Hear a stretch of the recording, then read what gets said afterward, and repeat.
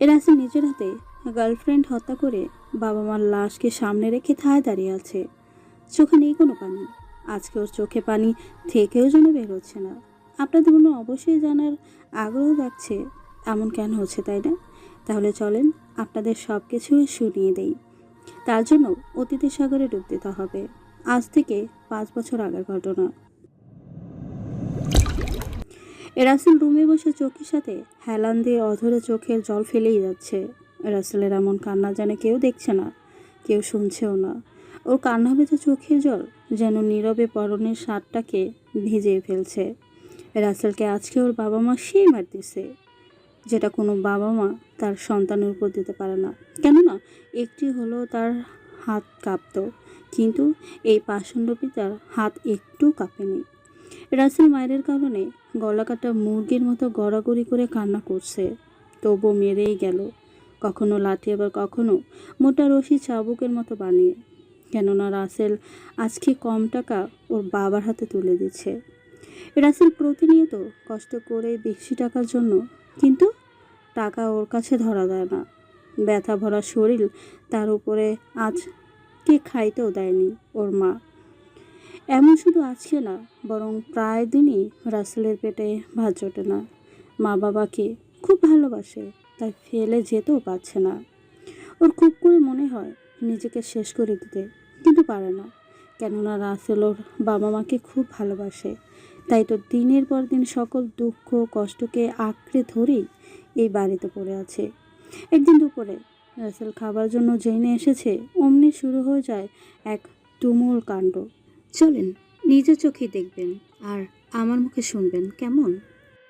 তোর জন্য আমার হাড়িতে কোনো ভাত নেই। যেদিন অনেক টাকা কামাই করে এনে দিতে পারবি আমাদের হাতে, সেদিন তোর জন্য আমার হাড়িতে ভাত থাকবে। আসলেই তোর মা ঠিকই বলেছে। তোর মতো কুলাঙ্গারকে জন্ম দেওয়াটাই আমাদের সব থেকে বড় ভুল হয়েছে। আল্লাহর কাছে কত করে বলেছিলাম আমাদের যেন একটা ছেলে সন্তান দেয়, সে অনেক অনেক টাকা পয়সা ইনকাম করবে, আমরা রাজার হালে পায়ের উপর পা তুলে বসে বসে খাবো। কিন্তু তুই আমার সেই স্বপ্নটাই ভেঙে দিছস। হ্যাঁ, তোর বাবা ঠিকই বলেছে। আমাদের কত শখ ছিল আমার ছেলে একজন মিলিনিয়ার হবে, আমাদের টাকার কোনো অভাব থাকবে না। আর তুই তো কোনো কাজই করিস না, ভাদাই মার মতন ঘুরে বেড়াস। তোর জায়গা আমার বাড়িতে হবে না। তোর মতন বেকার ছেলেকে বাড়িতে রাখাচ্ছে, খালি বাড়ি করে রাখাই অনেক ভালো। বের হয়ে যা আমার বাড়ি থেকে। বের হয়ে যা আমার বাড়ি থেকে। যদি কখনো 15 লক্ষ টাকার মালিক হতে পারিস, সেই দিন আমাদের বাড়িতে পা রাখবি। তার আগে যদি আমার বাড়িতে এসেছিস তো খবরের কাগজে হেডলাইন হবে, বাবা মায়ের হাতে টাকা দিতে না পারায় নির্মমভাবে ছেলে খুন। তোমরা সামান্য টাকার জন্য আমাকে বাড়ি থেকে বের করে দিচ্ছ? পৃথিবীতে টাকাই কি সব? তোমাদের কাছে কি সন্তানের কোনো মূল্য নাই? আমি তো বসে থাকি না, বরং যতটা পারি কষ্ট করে তোমাদের হাতে টাকা এনে দেই। না, নাই। টাকার মিষ্টি ঘ্রাণ নাকে আসলেই পৃথিবীর সবকিছু আলোকিত মনে হয়। আর টাকা ছাড়া দুনিয়ার সবকিছুই ফিস হয়ে যাওয়া বাতির মতো লাগে। তোর যেই ইনকাম সেটা থেকে বেকার শব্দ মুছে ফেলা যায় না। তোমাদের মতো লোভী বাবা মা যেন এই সংসারে কারো কপালে আল্লাহ না রাখে, দোয়া করে গেলাম। আরে যা যা, আল্লাহ তো খায়া কাম নেই তার। নেককার বান্দাদের কথা শোনা বাদ দিয়ে তোর মতন কুলাঙ্গারের কথা শুনবে। রাসেল আর কিছু না বলেই সেখান থেকে চোখ মুছতে মুছতে বেরিয়ে যায়। ছোট্ট একটা ব্যাগে কাপড় চোপড় নিয়ে কোথায় যাবে কিছুই জানে না, তবুও সামনের দিকে হাঁটতে থাকে। মনের টানে শহরের মায়া ছেড়ে অন্য কোথাও চলে যাবে। কেননা এই শহরে ওর বাবা মায়ের মতো লোভী মানুষের বাস, সেই শহরেও থাকবে না। রাসেল ধীরে ধীরে একটা বাস স্ট্যান্ডে এসে টিকিট কেটে বাসে উঠে বসে পড়ে। এইদিকে আপনাদের মাথা তো কিছুই ঢুকতেছে না, তাই তো? আসলে এইসব কি হচ্ছে, তাই তো? তাহলে চলেন শুনে আসি। রাসেল হলো আমাদের এই গল্পের নায়ক। ছোটবেলা থেকেই পড়াশোনা করার বদলে ওর বাবা মাকে পাঠাতো কাজে। তবুও রাসেল নিজের ইচ্ছে শক্তির বলেই এসএসসি পাশ করতে পেরেছে। রাসেলের বাবা মায়ের দরকার শুধু টাকা আর টাকা, যেটা গল্পের প্রথমেই শুনেছেন। তারা টাকা ছাড়া কিছুই বোঝে না। রাসেল এখন যে টাকা কামাই করে সেটা দিয়ে তাদের মন ভরে না, তাই তো 12 থেকে বের করেই দিল। চলেন এখন আবার রাসেলের কাছেই ফিরে যাই। রাসেল জানালা দিয়ে বাইরের দৃশ্য দেখছে আর অনবরত চোখের জল মুছেই যাচ্ছে। সবার চোখ যেন রাসেলকে দেখতেই ব্যস্ত। রাসেলের চোখের পানি তবুও যেন বাদ মানছে না। মনের মাঝে একটাই প্রশ্ন, পৃথিবীতে এমন বাবা মা কীভাবে কারো হতে পারে যে বাবা মা সন্তানের থেকে টাকাকেই বেশি ভালোবাসে? আমি তাদের জন্য কাজ করে সব টাকা দিতাম, তবুও আজ আমি রাস্তায় রাস্তায় ঘুরি। হায় রে জিন্দেগি, কেউ থাকে 5 তলায় আর কেউ থাকে গাছতলায়। এই কথাটা আসলেই সত্য। রাসেল এসব ভাবছে আর আনমনে এটা সেটা দেখে কল্পনা জল্পনা করিয়ে যাচ্ছে। বাসও তার আপন গতিতে সামনের দিকে চলতে থাকে। দেখতে দেখতে বাস ঢাকায় একটা স্টেশনে এসে থামে। রাসেল বাস থেকে নেমে এদিক ওদিক তাকিয়ে কোথায় যাবে ভেবে নেয়। অবশেষে মনকে জিজ্ঞেস করে, মন রে মন, তুই আমাকে বলে দে, আমি এখন কোন দিকে যাব? বাবা মায়ের মনের মতো টাকা কামাই করতে হলে ডান দিকে যাবো নাকি বাম দিকে যাবো? না, তোর কিছুই বলতে হবে না, আমি বরং বাম দিকেই যাই। রাসেল সোজা ঘুরে বাম দিকে হাঁটতে শুরু করে। হাঁটতে অনেক দূরে চলে এসেছে।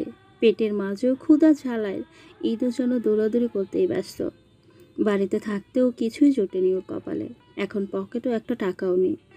যে টাকা ছিল সেটা তো টিকিট কাটতেই খরচ হয়ে গেছে। রাসেল নিজের শরম লজ্জাকে ভুলে দোকানে গিয়ে পেটকে শান্তি দেবার জন্য কিছু খাবার চায়, কিন্তু কেউ কিছু দেয় না। মাত্র মাধ্যমিকের গণ্ডি পার হওয়া ছেলে ক্ষুধার জ্বালা আর কত সহ্য করবে বলেন? ক্ষুধার জ্বালায় ওকে যেন পাগল করে দিচ্ছে। রাসেল মনের সাথে বোঝাপড়া করে। দেখ মন, এভাবে খাবার চাইলে এই নিষ্ঠুর দুনিয়ায় কেউ এক মুঠো খাবারও তোকে দিবে না। তাই তোর খাবার তোকেই জোগাড় করতে হবে, সেটা অন্যায় করেই হোক বা হালালভাবেই হোক। রাসেল এসব মনের সাথে বলতে বলতে সামনে হোটেল দেখতে পায়। মাত্র 10টা সিঙ্গারা একটা পলিথিনে ভরেছে। রাসেল এদিক সেদিক তাকিয়ে দৌড়ে ওখানে গিয়ে ছো মেরে পলিথিনের ব্যাগটা নিয়ে দৌড় দেয়।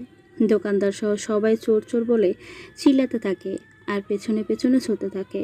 অবশেষে রাসেল সবার চোখকে ফাঁকি দিয়ে একটা নির্জন জায়গাতে চলে আসে, যেখানে ছিল না কোনো মানুষের সমাগম। রাসেল একটা গাছের নিচে বসে সিঙ্গারা বের করে মনের আনন্দে খেতে থাকে। অনেকটা সময় পরে খেয়াল করে ওর দিকে একটা ছেলে অসহায় দৃষ্টিতে তাকিয়ে আছে আর ঠোঁট নাড়াচ্ছে। রাসেল ওকে জিজ্ঞেস করে, কিরে, আমি নিজেই এই খাবার চুরি করে এনেছি, এখন তোকেও কি খেতে দিতে হবে নাকি? আমি না আজকে 3 দিন হলো পানি ছাড়া কিছু খাই নাই। প্লিজ প্লিজ ভাই, আমাকে একটা কিছু খেতে দাও। ক্ষুধা জ্বালাই পেটের ভিতরে নাড়ি ভুড়ি মনে হয় শুকিয়ে যাচ্ছে।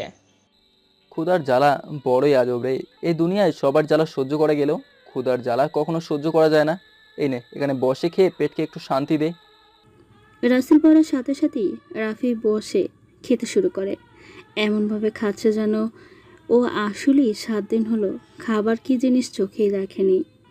রাসেল অবাক হয়ে ওর খাওয়ার দিকে তাকিয়ে আছে। কিরে, এমনভাবে খাচ্ছিস মনে হচ্ছে সব খাবার তোর একার। আমি কি খাবো? দুইটা আমাকে দে। চুরি করতে গিয়ে 2 মাইল পথ দৌড়াইছি। আসলে ভাই এত ক্ষুধা লাগছে যে তোমার কথা ভুলে গেছি। যাই হোক, এই নাও, তুমি এটা খাও। শালা, আমার জিনিস নিয়ে আমাকেই ভাগ করে দিস। আচ্ছা যাই হোক, তা ছোকরা, তোর বাবা মায়ের দেওয়া স্পেশাল নাম কি? ভাই, আমার তো বাবা মা কেউ নাই এই দুনিয়ায়।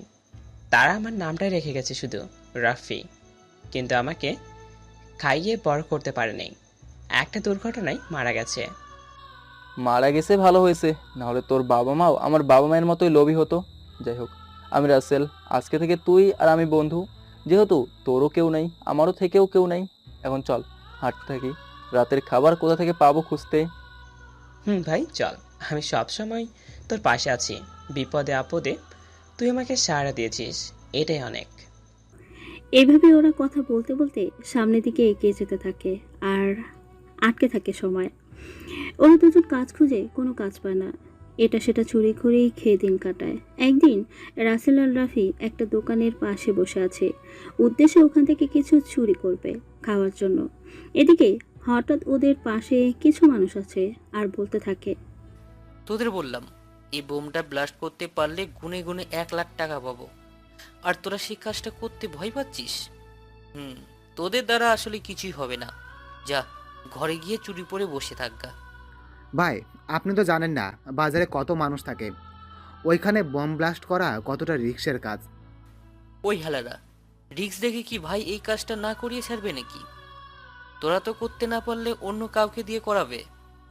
ফাহিম কিছু বলতে যাবে তার আগেই রাসেল ওদের কাছে এসে মানিককে উদ্দেশ্য করে বলে, আচ্ছা ভাই, আমি যদি এই কাজটা করি তাহলে কি ওই 1 লাখ টাকা আমাদের দেবেন?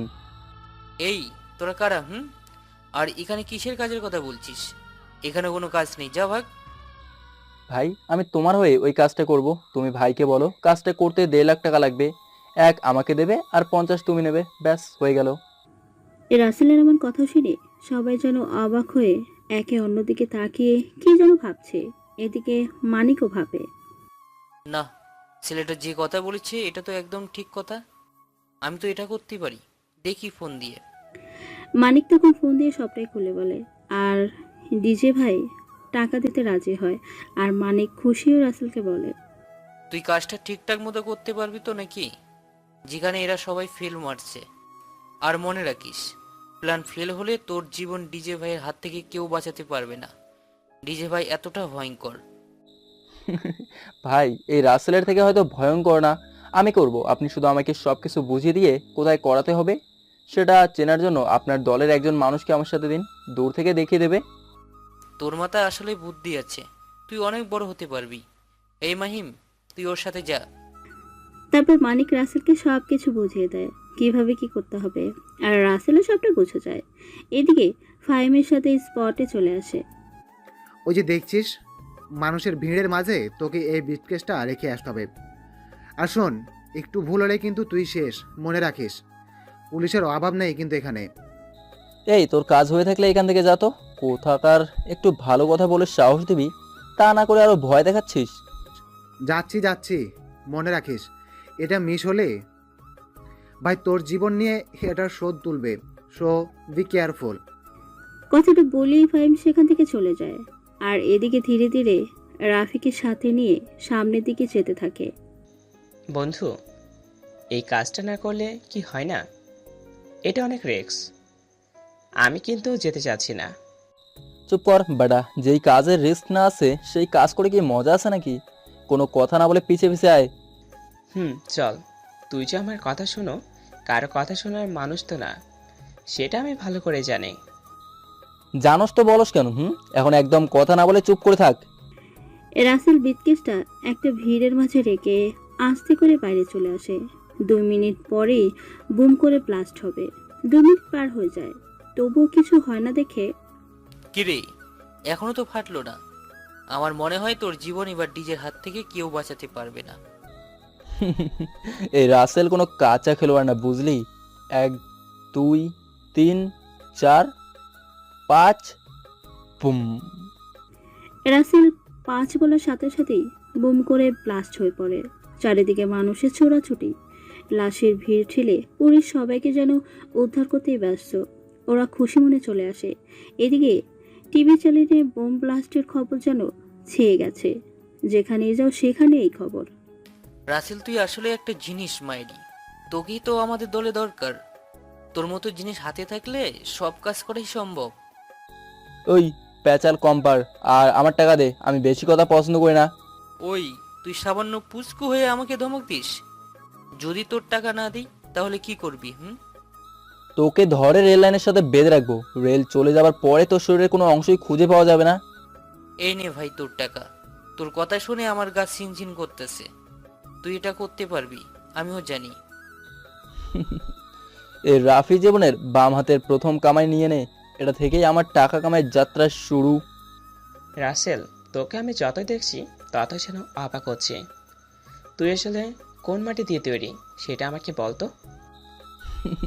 এইসব বাদ দিয়ে আগে চল রেস্টুরেন্টে বসে মনের আনন্দে পেটকে শান্তি করি। সেই কবে থেকে কাচ্চি বিরিয়ানি খায় না। ইস মামা, নাম লইতে জিভ দিয়ে পানি পড়ছে। দোস্ত চল, আমারও সে এক অবস্থা। আজকে পেট ভরে খাবো, কেমন? তারপর ওরা একটা রেস্টুরেন্টে চলে আসে আর কাচ্চি বিরিয়ানির সাথে আরও পছন্দের অনেক কিছু খেয়ে বিল দিয়ে চলে আসে। পাশে একটা বাসা ভাড়া নিয়ে সেখানেই থাকে আর এটা সেটা চুরি করে। একদিন রাসেল আর রাফি একটা বাজারে ভিতর দিয়ে যাওয়ার সময় সামনে কিছু একটা দেখে কেনার জন্য পকেটে হাত দিয়ে তো অবাক, কেননা পকেটে কোনো টাকা ছিল না। রাসেল তো অবাক হয়ে, কিরে দোস্ত, আমার মতো নামি চোরের পকেট থেকে মানিব্যাগ মারলো কোন হালায়? কি বলিস, তোর পকেট থেকে আবার কে মারলো? আমার তো শুনে হাসি পাচ্ছে। চোরের উপর বাটপাড়ি।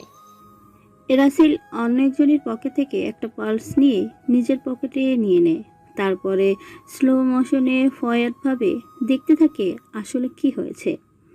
রাসেল মনে করতে পারে একটা মেয়ের সাথে ওর ধাক্কা লেগেছিল।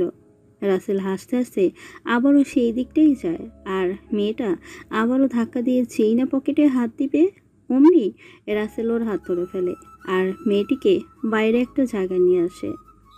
কিরে চুন্নি, এই ধান্দা কবে থেকে? আমি একটা চোর আর তুই আমার পকেট থেকেই চুরি করছিস?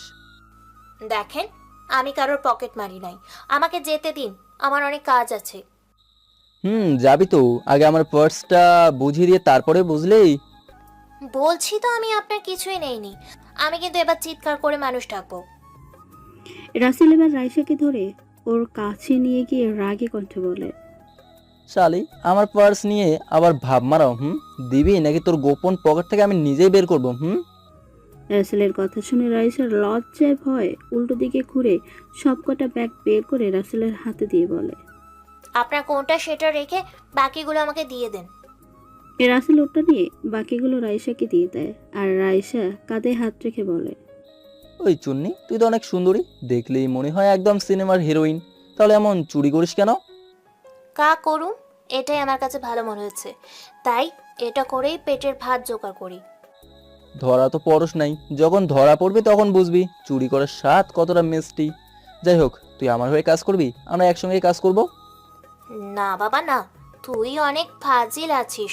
কখন না জানি আমাকে ভুলিয়ে ভালিয়ে খেতে নিয়ে পিছন মেরে ছেড়ে দিস। তোর মতিগতি ভালো না। মারবো এক থাপ্পড়। এইসব বলতে তোর লজ্জা করে না?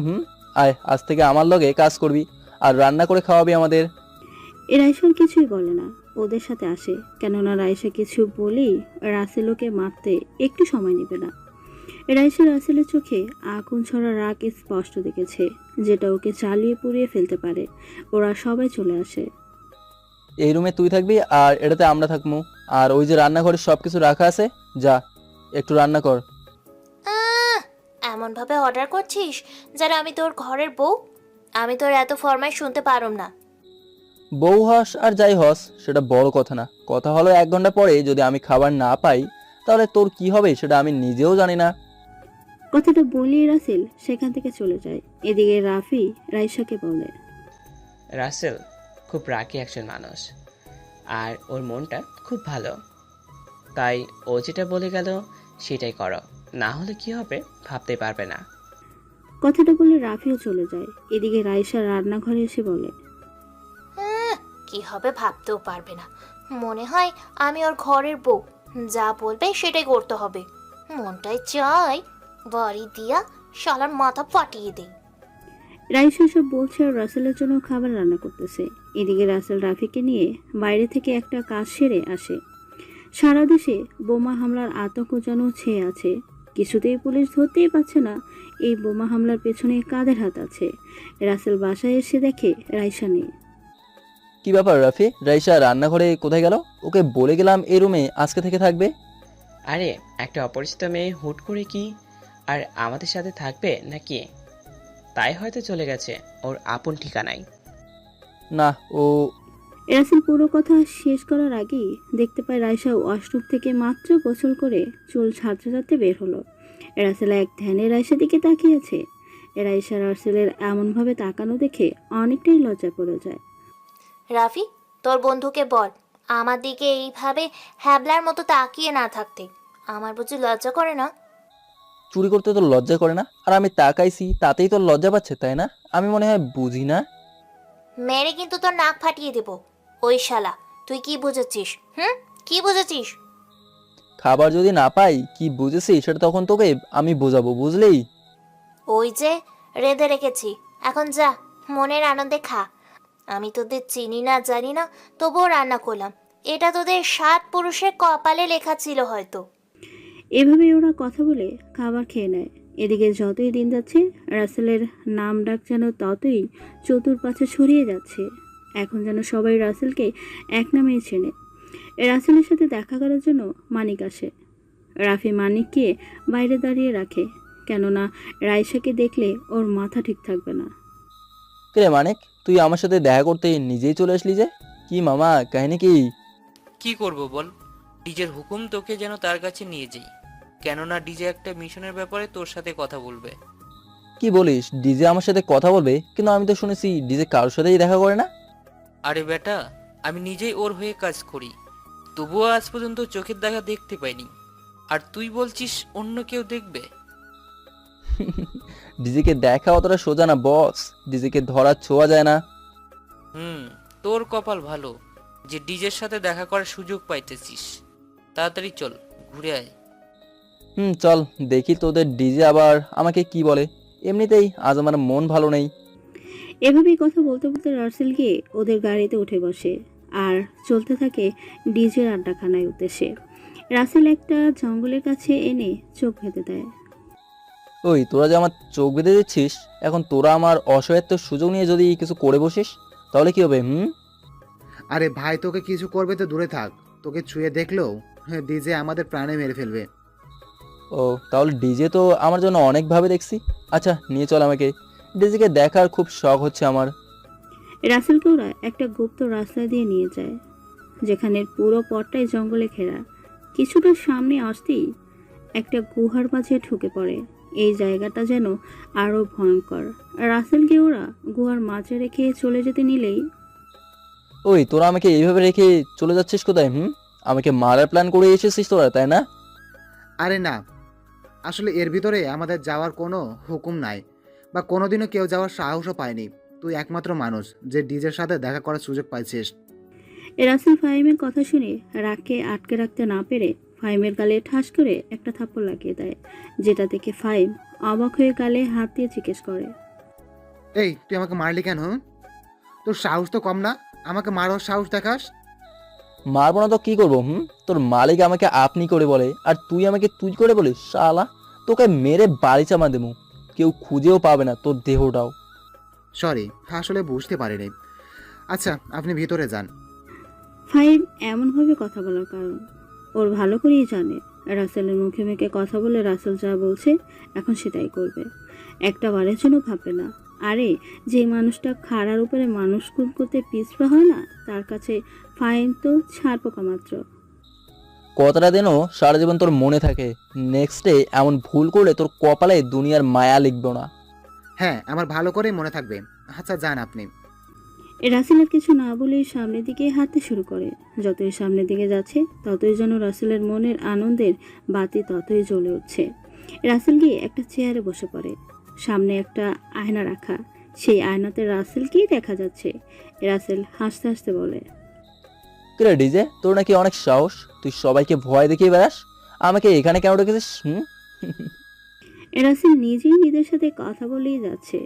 আপনাদের মনে অবশ্যই প্রশ্ন আসতে পারে, ডিজে কি তাহলে রাসেল নিজেই? তাহলে শোনেন, ডিজে রাসেল নিজেই, যেটা কেউ জানে না এখন আপনারা ছাড়া। রাসেল আবারও সেখান থেকে বাইরে চলে আসে। কি ব্যাপার, আপনাকে তো অনেক খুশি খুশি দেখছি। ভিতরে স্যারের সাথে কথা বলে বুঝি অনেক খুশি হয়েছেন? যাকে কেউ দেখেনি তাকে দেখেছি, সাথে মধুর সুরে কথাও বলেছি, তাহলে এই মনে একটু খুশির জ্বর তো বয়েই যাবেই। এইভাবেই ফাইমের সাথে কথা বলে রাসেল চলে আসে বাসায়। বাসায় এসে রাসেল ডিজে রূপে সবাইকে ছড়িয়ে দেয় নতুন কাজের সন্তানে। এদিকে রাসেল একটা কাজের জন্য লন্ডন যাবে, তাই রাইসাকে বলে, লন্ডনে একটা কাজের জন্য আমি আর রাফি যাচ্ছি, তোর যদি ইচ্ছে থাকে আমাদের সাথে যাওয়ার তাহলে চল। আমার কত দিনের শখ লন্ডন দেখব, আমিও যাব, নিয়ে চল আমাকে। রাসেলের কেন জানি রাইসার এমন পাগলামো ভাবটাকে খুব করে ভালো লাগতে শুরু করে, যেটা কখনোই প্রকাশ করে না। এদিকে একদিন পরে রাসেল রাফি ও রাইসাকে নিয়ে লন্ডনের উদ্দেশ্যে রওনা দেয়। অনেকটা সময় পরে ওরা লন্ডনে মাটিতে পা রাখে। ওরা এয়ারপোর্টে বাইরে আসে। ওয়াও, এত সুন্দর এই শহরটা। রাসেল, তোকে অনেক অনেক ধন্যবাদ আমাকে এখানে নিয়ে আসার জন্য। ওই বেশি কথা বলবি না, চুপচাপ থাকবি। আমরা যেই কাজে যাচ্ছি সেই কাজটা খুব রিস্কি একটা কাজ, সো বি কেয়ারফুল। বুঝেছি। শালা গন্ডার, কথাটা একটু ভালো করে বলে কি হতো? শুধু শুধু রাগ দেখাবে। রসেলের বাচ্চা, তোকে তো আমি এর মজা দেখাবই, শুধু একটু অপেক্ষা কর। তারপর ওদের নিতে অনেকগুলো গাড়ি আসে আর সবাই রাসেলকে স্যার স্যার বলে ডাকতে থাকে, যেন রাসেল এদের সাথে অনেক আগে থেকেই পরিচয় আছে। আছে রাসেল, এদের ব্যবহার দেখে তো মনে হচ্ছে না তোরা এদের অনেক আগে থেকে চেনে। চিনবেই তো, ঘর থেকে বের করে দিছে বাবা মার টাকার জন্য। আমি নাকি টাকা কামাই করতে পারি না, এখন টাকাই আমার পিছনে ছোটে, তাহলে এরা তো ছুটবেই। সেটা তো দেখেই বোঝা যাচ্ছে। আচ্ছা, এখন তাহলে যা যাক। আর কত কি দেখার বাকি আছে আল্লাহ জানে। এখনও তোদের অনেক কিছু দেখার আছে, অনেক কিছু বলার আছে, জানার আছে, শুধু চুপচাপ দেখে যা। তারপর ওরা একটা বাংলোতে চলে আসে। সেখানে রাতটা কাটিয়ে একটা অপারেশনে রাসেল কাউকে না নিয়ে চলে আসে। রাসেল রাসেল মাঝখানে গাড়ি নিয়ে দাঁড়িয়ে আছে, হাতে আছে বড় একটা বন্দুক। অপর পাশ থেকে আসা গাড়িটার দিকে রাসেল গুলি করে দেয়। সাথে সাথেই বোম করে গাড়িতে মানুষ স্বর্গবাসী হয়ে যায়। আসলে এরা রাসেলের একটু একটু করে সাজানো সাম্রাজ্যকে দখল করতে চাইছিল, যেটা এখনকার মানুষকে ওকে জানিয়েছিল। তাই আজকে ওদের খেল খতম করলো। এদিকে রাসেলকে বাসা না দেখতে পেয়ে, আচ্ছা রাপি, রাসেল কোথায়? ওকে তো কোথাও দেখছি না। গেছে হয়তো কোথাও কোনো কাজে। কেন না রাসেল সব কাজে আমাকে সাথে নিয়ে যায় না? কি বলিস? তুই ওর বন্ধু আর ও তোকেই সাথে নিয়ে যায় না? এটা তো আমার কাছে খুব একটা ভালো মনে হলো না। তোমার কাছে ভালো না মনে হলেও আমার কাছে ভালোই লাগে। কেননা ও সবসময় বিপদ সঙ্গে নিয়ে ঘোরে, যখন যা খুশি হয়ে যেতে পারে। রাসেল এত ভয়ঙ্কর কেন? ও চাইলেই তো ভালো হয়ে যেতে পারে। ক্ষুধা জলে কতটা ভয়ঙ্কর তা আমরা নিজেরাই উপভোগ করছি। লোকের দুয়ারে দুয়ারে ঘুরেছি, কেউ খেতে দেয়নি। এই চুরি ডাকাতি করেই আমাদের পেটে ভাত জোটে। সবাই জন্ম থেকে খারাপ হয় না, পরিস্থিতি খারাপ বানিয়ে দেয়। এভাবে ওরা কথা বলতে বলতে দেখতে পায় রাসেল বাড়িতে চলে এসেছে। তাই আর ওরা কোনো কথা বলে না। আমাদের এখানে কাজ শেষ, তাই আজকে আমরা বাংলাদেশে চলে যাব। তোরা যার যার সব কিছু গুছিয়ে নে। রাসেল কথাটা বলেই সেখান থেকে সোজা রুমে চলে আসে আর এইদিকে রাইসা রাফিকে বলতে থাকে, ওই রাফি, তোর বন্ধু কোন মাটি দিয়ে তৈরি? কথা কি একটু হাসি খুশিভাবে বলতে পারে না? হাসি খুশি ওর জীবন থেকে সেদিনই বিদায় নিয়েছে, যেদিন ওর বাবা মা টাকার জন্য ওকে বাড়ি থেকে বের করে দিয়েছে। এমন একটা দিন কাটেনি যেদিন ওর জীবনে কষ্টের বৃষ্টি নামেনি। এইসব বাদ দাও, আর তুমি যাও, গিয়ে রেডি হও, না হলে আবার চিল্লাবে। দেখ, ভালো লাগে না, একটুও ঘুরে দেখতে পারলাম না। ইচ্ছা ছিল কত কিছু ঘুরে ঘুরে দেখব, সেটা আর এই ছোট্ট কপালে হলো না। একটু পরেই সবাই রেডি হয়ে নেয়। তারপরে রাসেল সবাইকে নিয়ে বাংলাদেশে চলে আসে, কেননা এখানে একটা কাজ পড়েছে ওদের। রাসেল বাসায় এসে শুয়ে পড়ে। কি ব্যাপার, তুই এসে শুয়ে পড়লি কেন?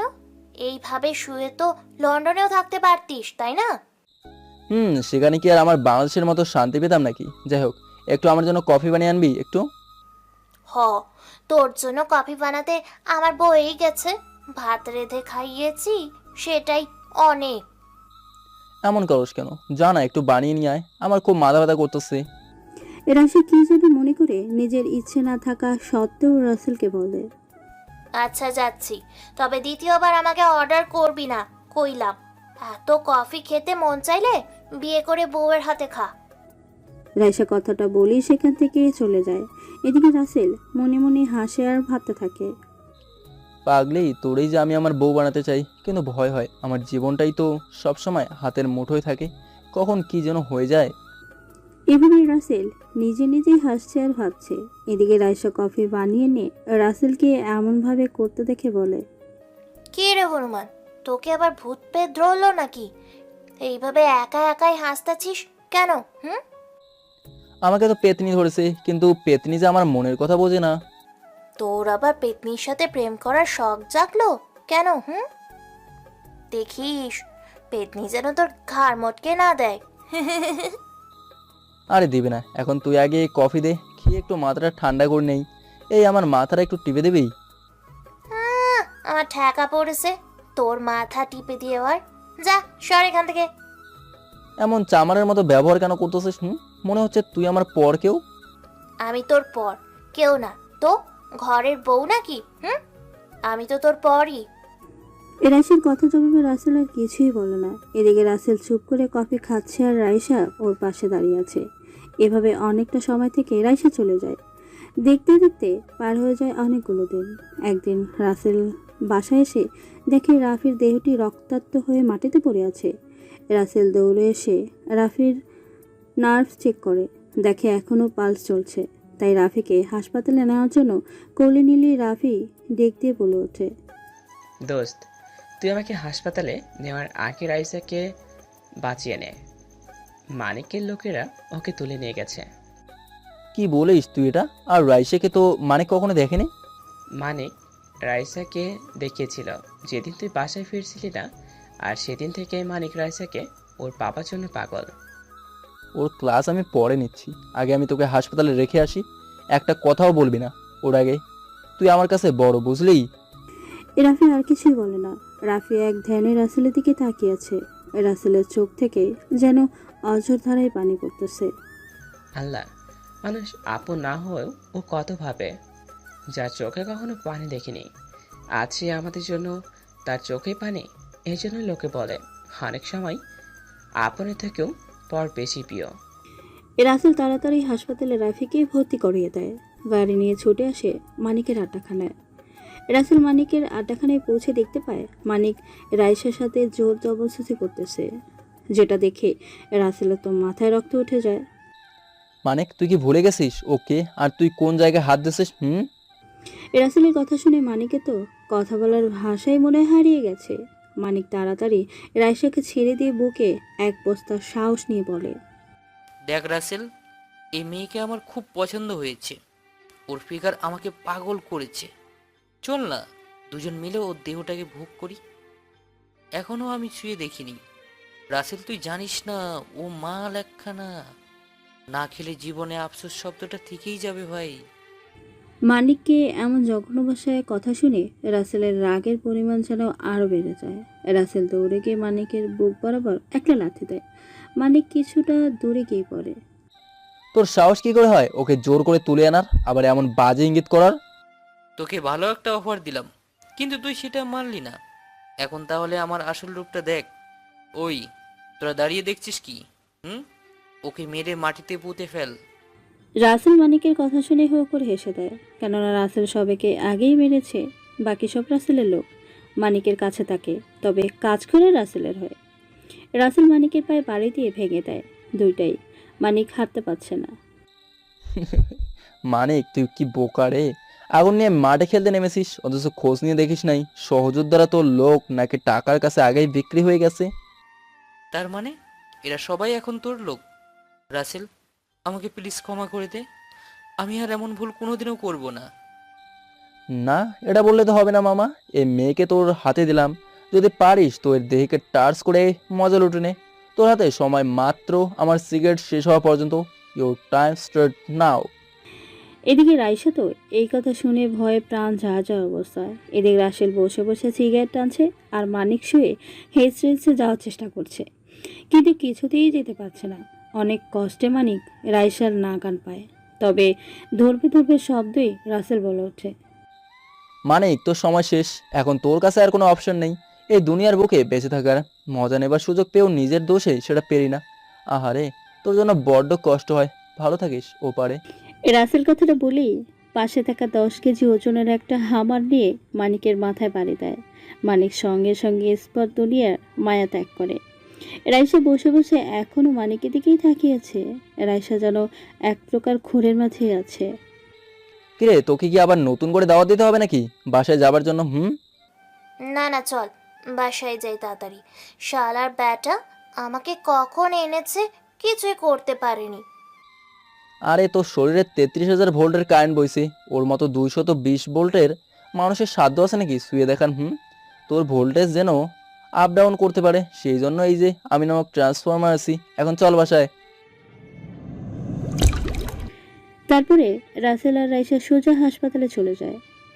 আচ্ছা, তুই আমাকে হাসপাতালে নিয়ে এসেছিস কেন এটা বল তো। বারে, তোকে ওরা তুলে নিয়ে গেছে, এখন রেপ করেছে কিনা সেটা জানতে হবে না বুঝি?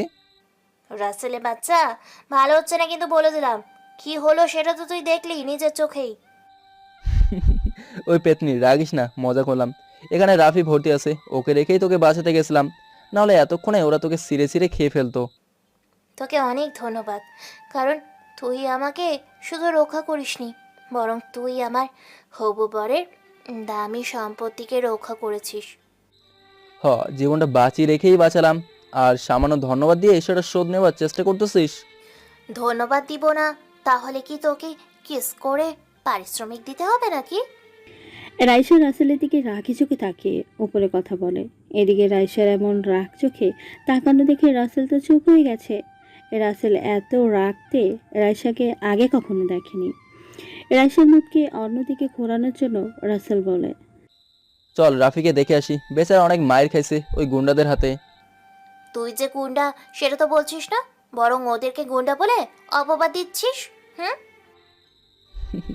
আমি গুন্ডা, তবে সেটা সবার আড়ালে, বুঝলি? আজ ওই রাসেলকে কেউ চেনে না আসলে আমি কে। এখন চল তো।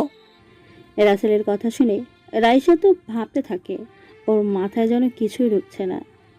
কি ব্যাপার, রাসেল যে নাম করা গুন্ডা সেটা তো সবাই জানে, এবং সবাই ওয়ে জমে মতো ভয় পায়, তাহলে এর বাইরে ওর পরিচয় আবার কি আছে?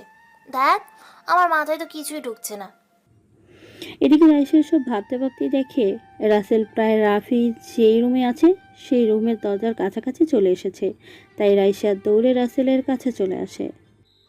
কিরে দোস্ত, তোর এখন কি অবস্থা? হাসপাতালে শুয়ে শুয়ে তো সুন্দরী নার্সের সেই মজা নিলি। ওই, তোর কি কমন সেন্স বলতে কিছু নেই? হাসপাতালে রোগী দেখতে এসে এসব বলে বুঝি? আমার বন্ধুকে আমি যা খুশি বলতে পারি, এতে তোর কি? একটা কথা বলবি তো তোকেও ইঞ্জেকশন দেবো। আইছে ইঞ্জেকশন দিবে, নিজের ইঞ্জেকশন দেখে জমের মতো ভয় পেয়ে পালিয়ে বেড়ায়, আর আমাকে ইঞ্জেকশন দিবে। রাইসা, যা বলছো, রাসেল আসলে ইঞ্জেকশন দেখে অনেক ভয় পায়। এই তো সেদিন রাসেলের জ্বর আসছে, আর আমি নিয়ে গেছি ডাক্তারের কাছে, আর ও কি করছে তুমি জানো? ওই শালা হারামি, বলিস না। আমার মান সম্মান কিন্তু খুব একটা নেই এমনিতেই ওর কাছে।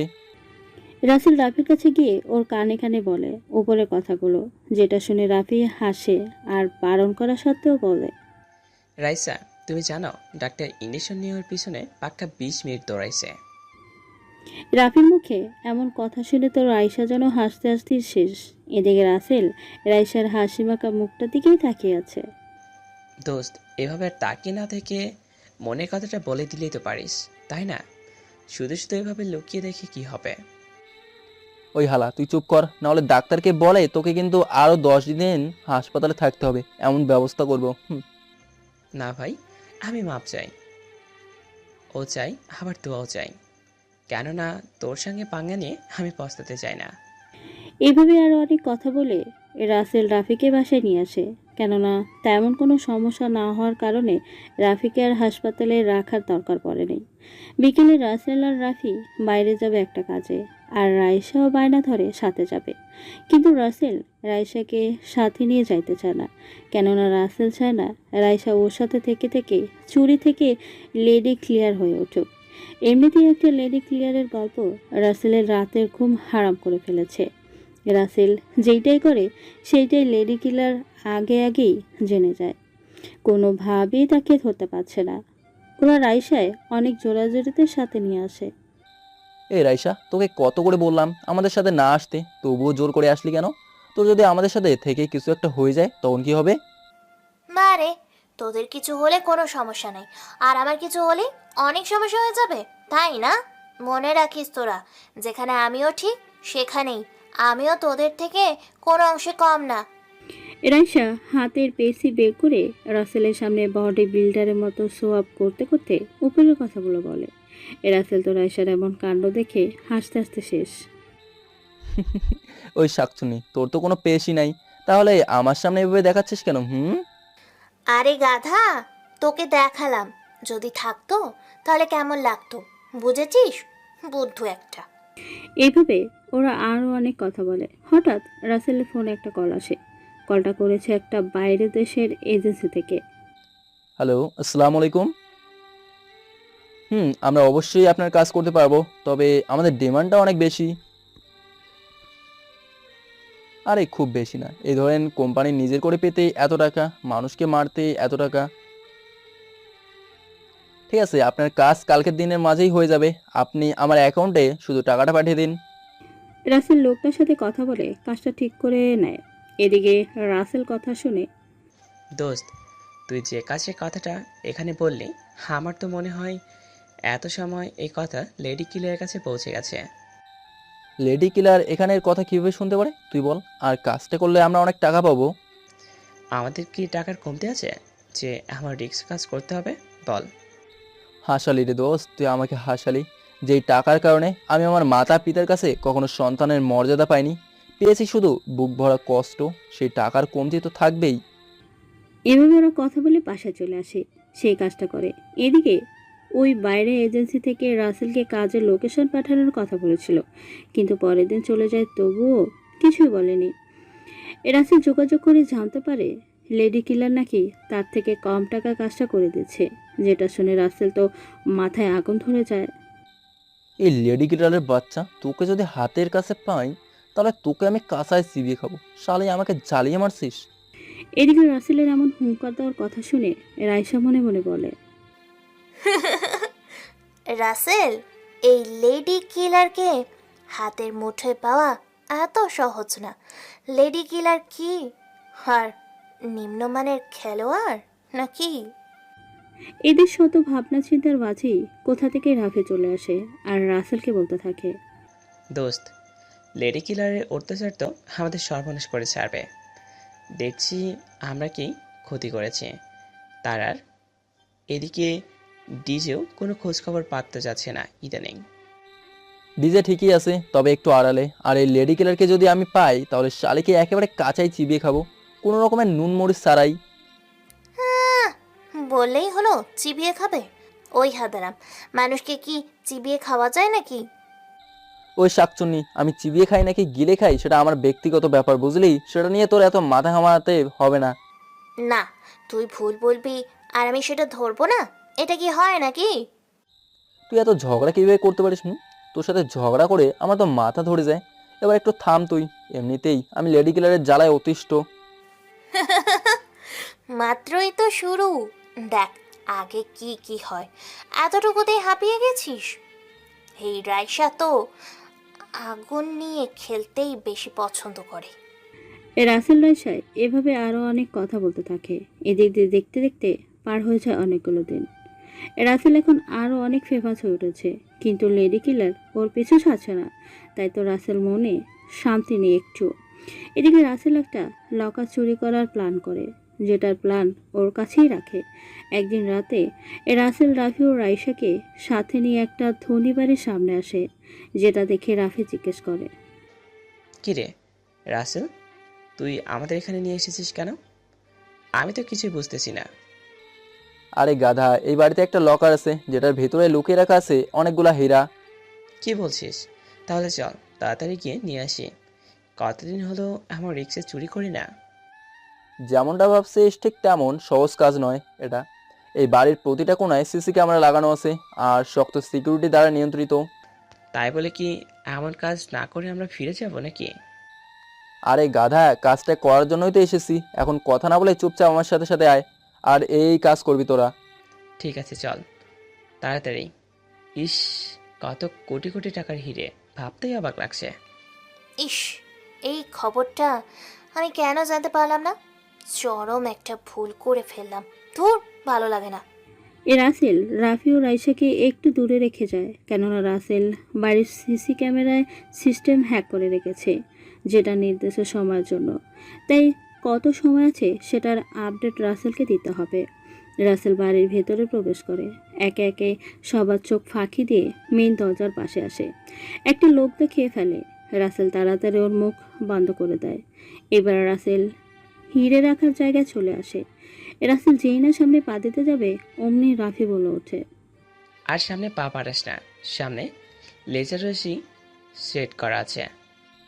আরে বেটা, এটা নর্মাল জিনিস দিয়ে করা, তুই এই প্রোগ্রামে গিয়ে এটা সেট কর, তাহলে এখানে লেজার রোশনি কোনো কাজ করবে না।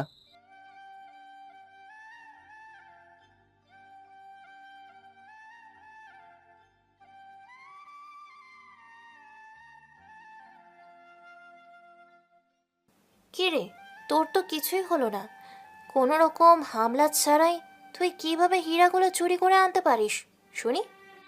তুই কি আমার শত্রু নাকি, যে আমি ভালোভাবে কোনো রকম ঝামেলায় না পড়ে ফিরে আইছি দেখে তোর সহ্য হচ্ছে না? আরে বলদ, আমি তো তোর শত্রুই। তুই তো নিজের শত্রুকেই দুধ কলা দিয়ে পেলে পুষে বড় করতাসিস। আরে না, সেটা কেন হবে?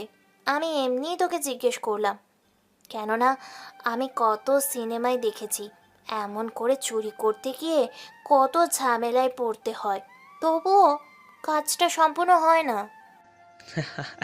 রাইসা, তুমি এটা কি বললা?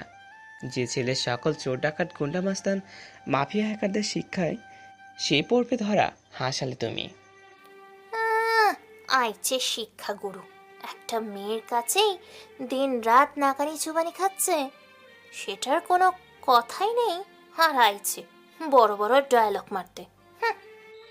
রাইসার বাচ্চা, তুই কিন্তু আমার খোঁটা দিয়ে কথা বলতেছিস, আমার কিন্তু একটু হলেও এগোতে লাগছে। চুপ থাক, আর এখন চল তাড়াতাড়ি, না হলে তোর পুলিশ মামা শ্বশুর এক্ষুনি এলো বলে।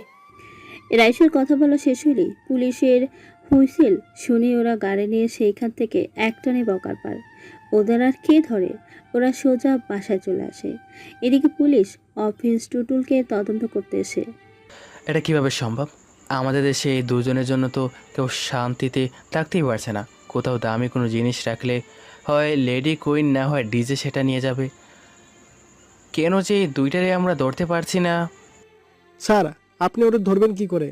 আজও ওদের কেউ দেখেনি, এমনকি ডিজের সাথে যারা কাজ করে আজও তারা ডিজেকে দেখেনি। আর লেডি কিন্তু দূরে থাকলো। সেটাই তোরে পাগলা, আমি তো এই কেসটা হাতে নিয়ে মানকে চেপায় আটকে গেছি। কিভাবে এই কেসটা সলভ করব হাল্লা মালুম। স্যার, আপনি চিন্তা করেন না, আমরা ওদের ঠিকই খুঁজে বের করতে পারবো। কথায় আছে না, চোরের 10 দিন আর গ্যারেস্টোর 1 দিন, আর সেই একদিনে চোরের জীবন ঝাঁঝরা হয়ে যাবে। বুঝলাম।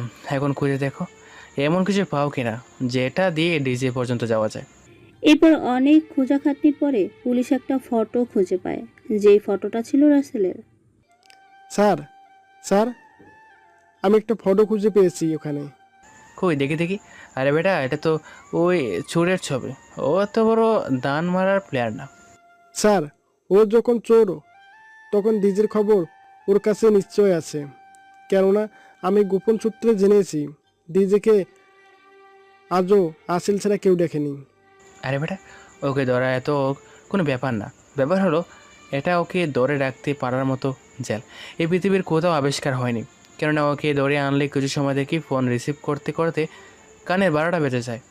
সব ফোনের একটাই কথা, ওকে ছেড়ে দাও, না হলে তোমার চাকরি গেল বলে। তাহলে তো ওই বেটা চোর হলেও পাওয়ারফুল। আরে বেটা, শুধু কি পাওয়ারফুল, হ্যাভি পাওয়ারফুল। ওই সালে হ্যাকারের মাস্টার, এমন কোনো হ্যাকিং নাই যেটা ও করতে পারে না। এই তো সেদিন আমাদের অফিসের একটা সিকিউরিটি সিস্টেম কোনো এক সন্ত্রাসী চক্র হ্যাক করছিল, সেটা কেউ ঠিক করতে পারেনি। আমরা ফেসে যাচ্ছিলাম একের পর এক, তখন ওই আমাদের বিপদ থেকে রক্ষা করেছে। তাই বড় বড় নেতারা তার সাথে ওর যোগাযোগ।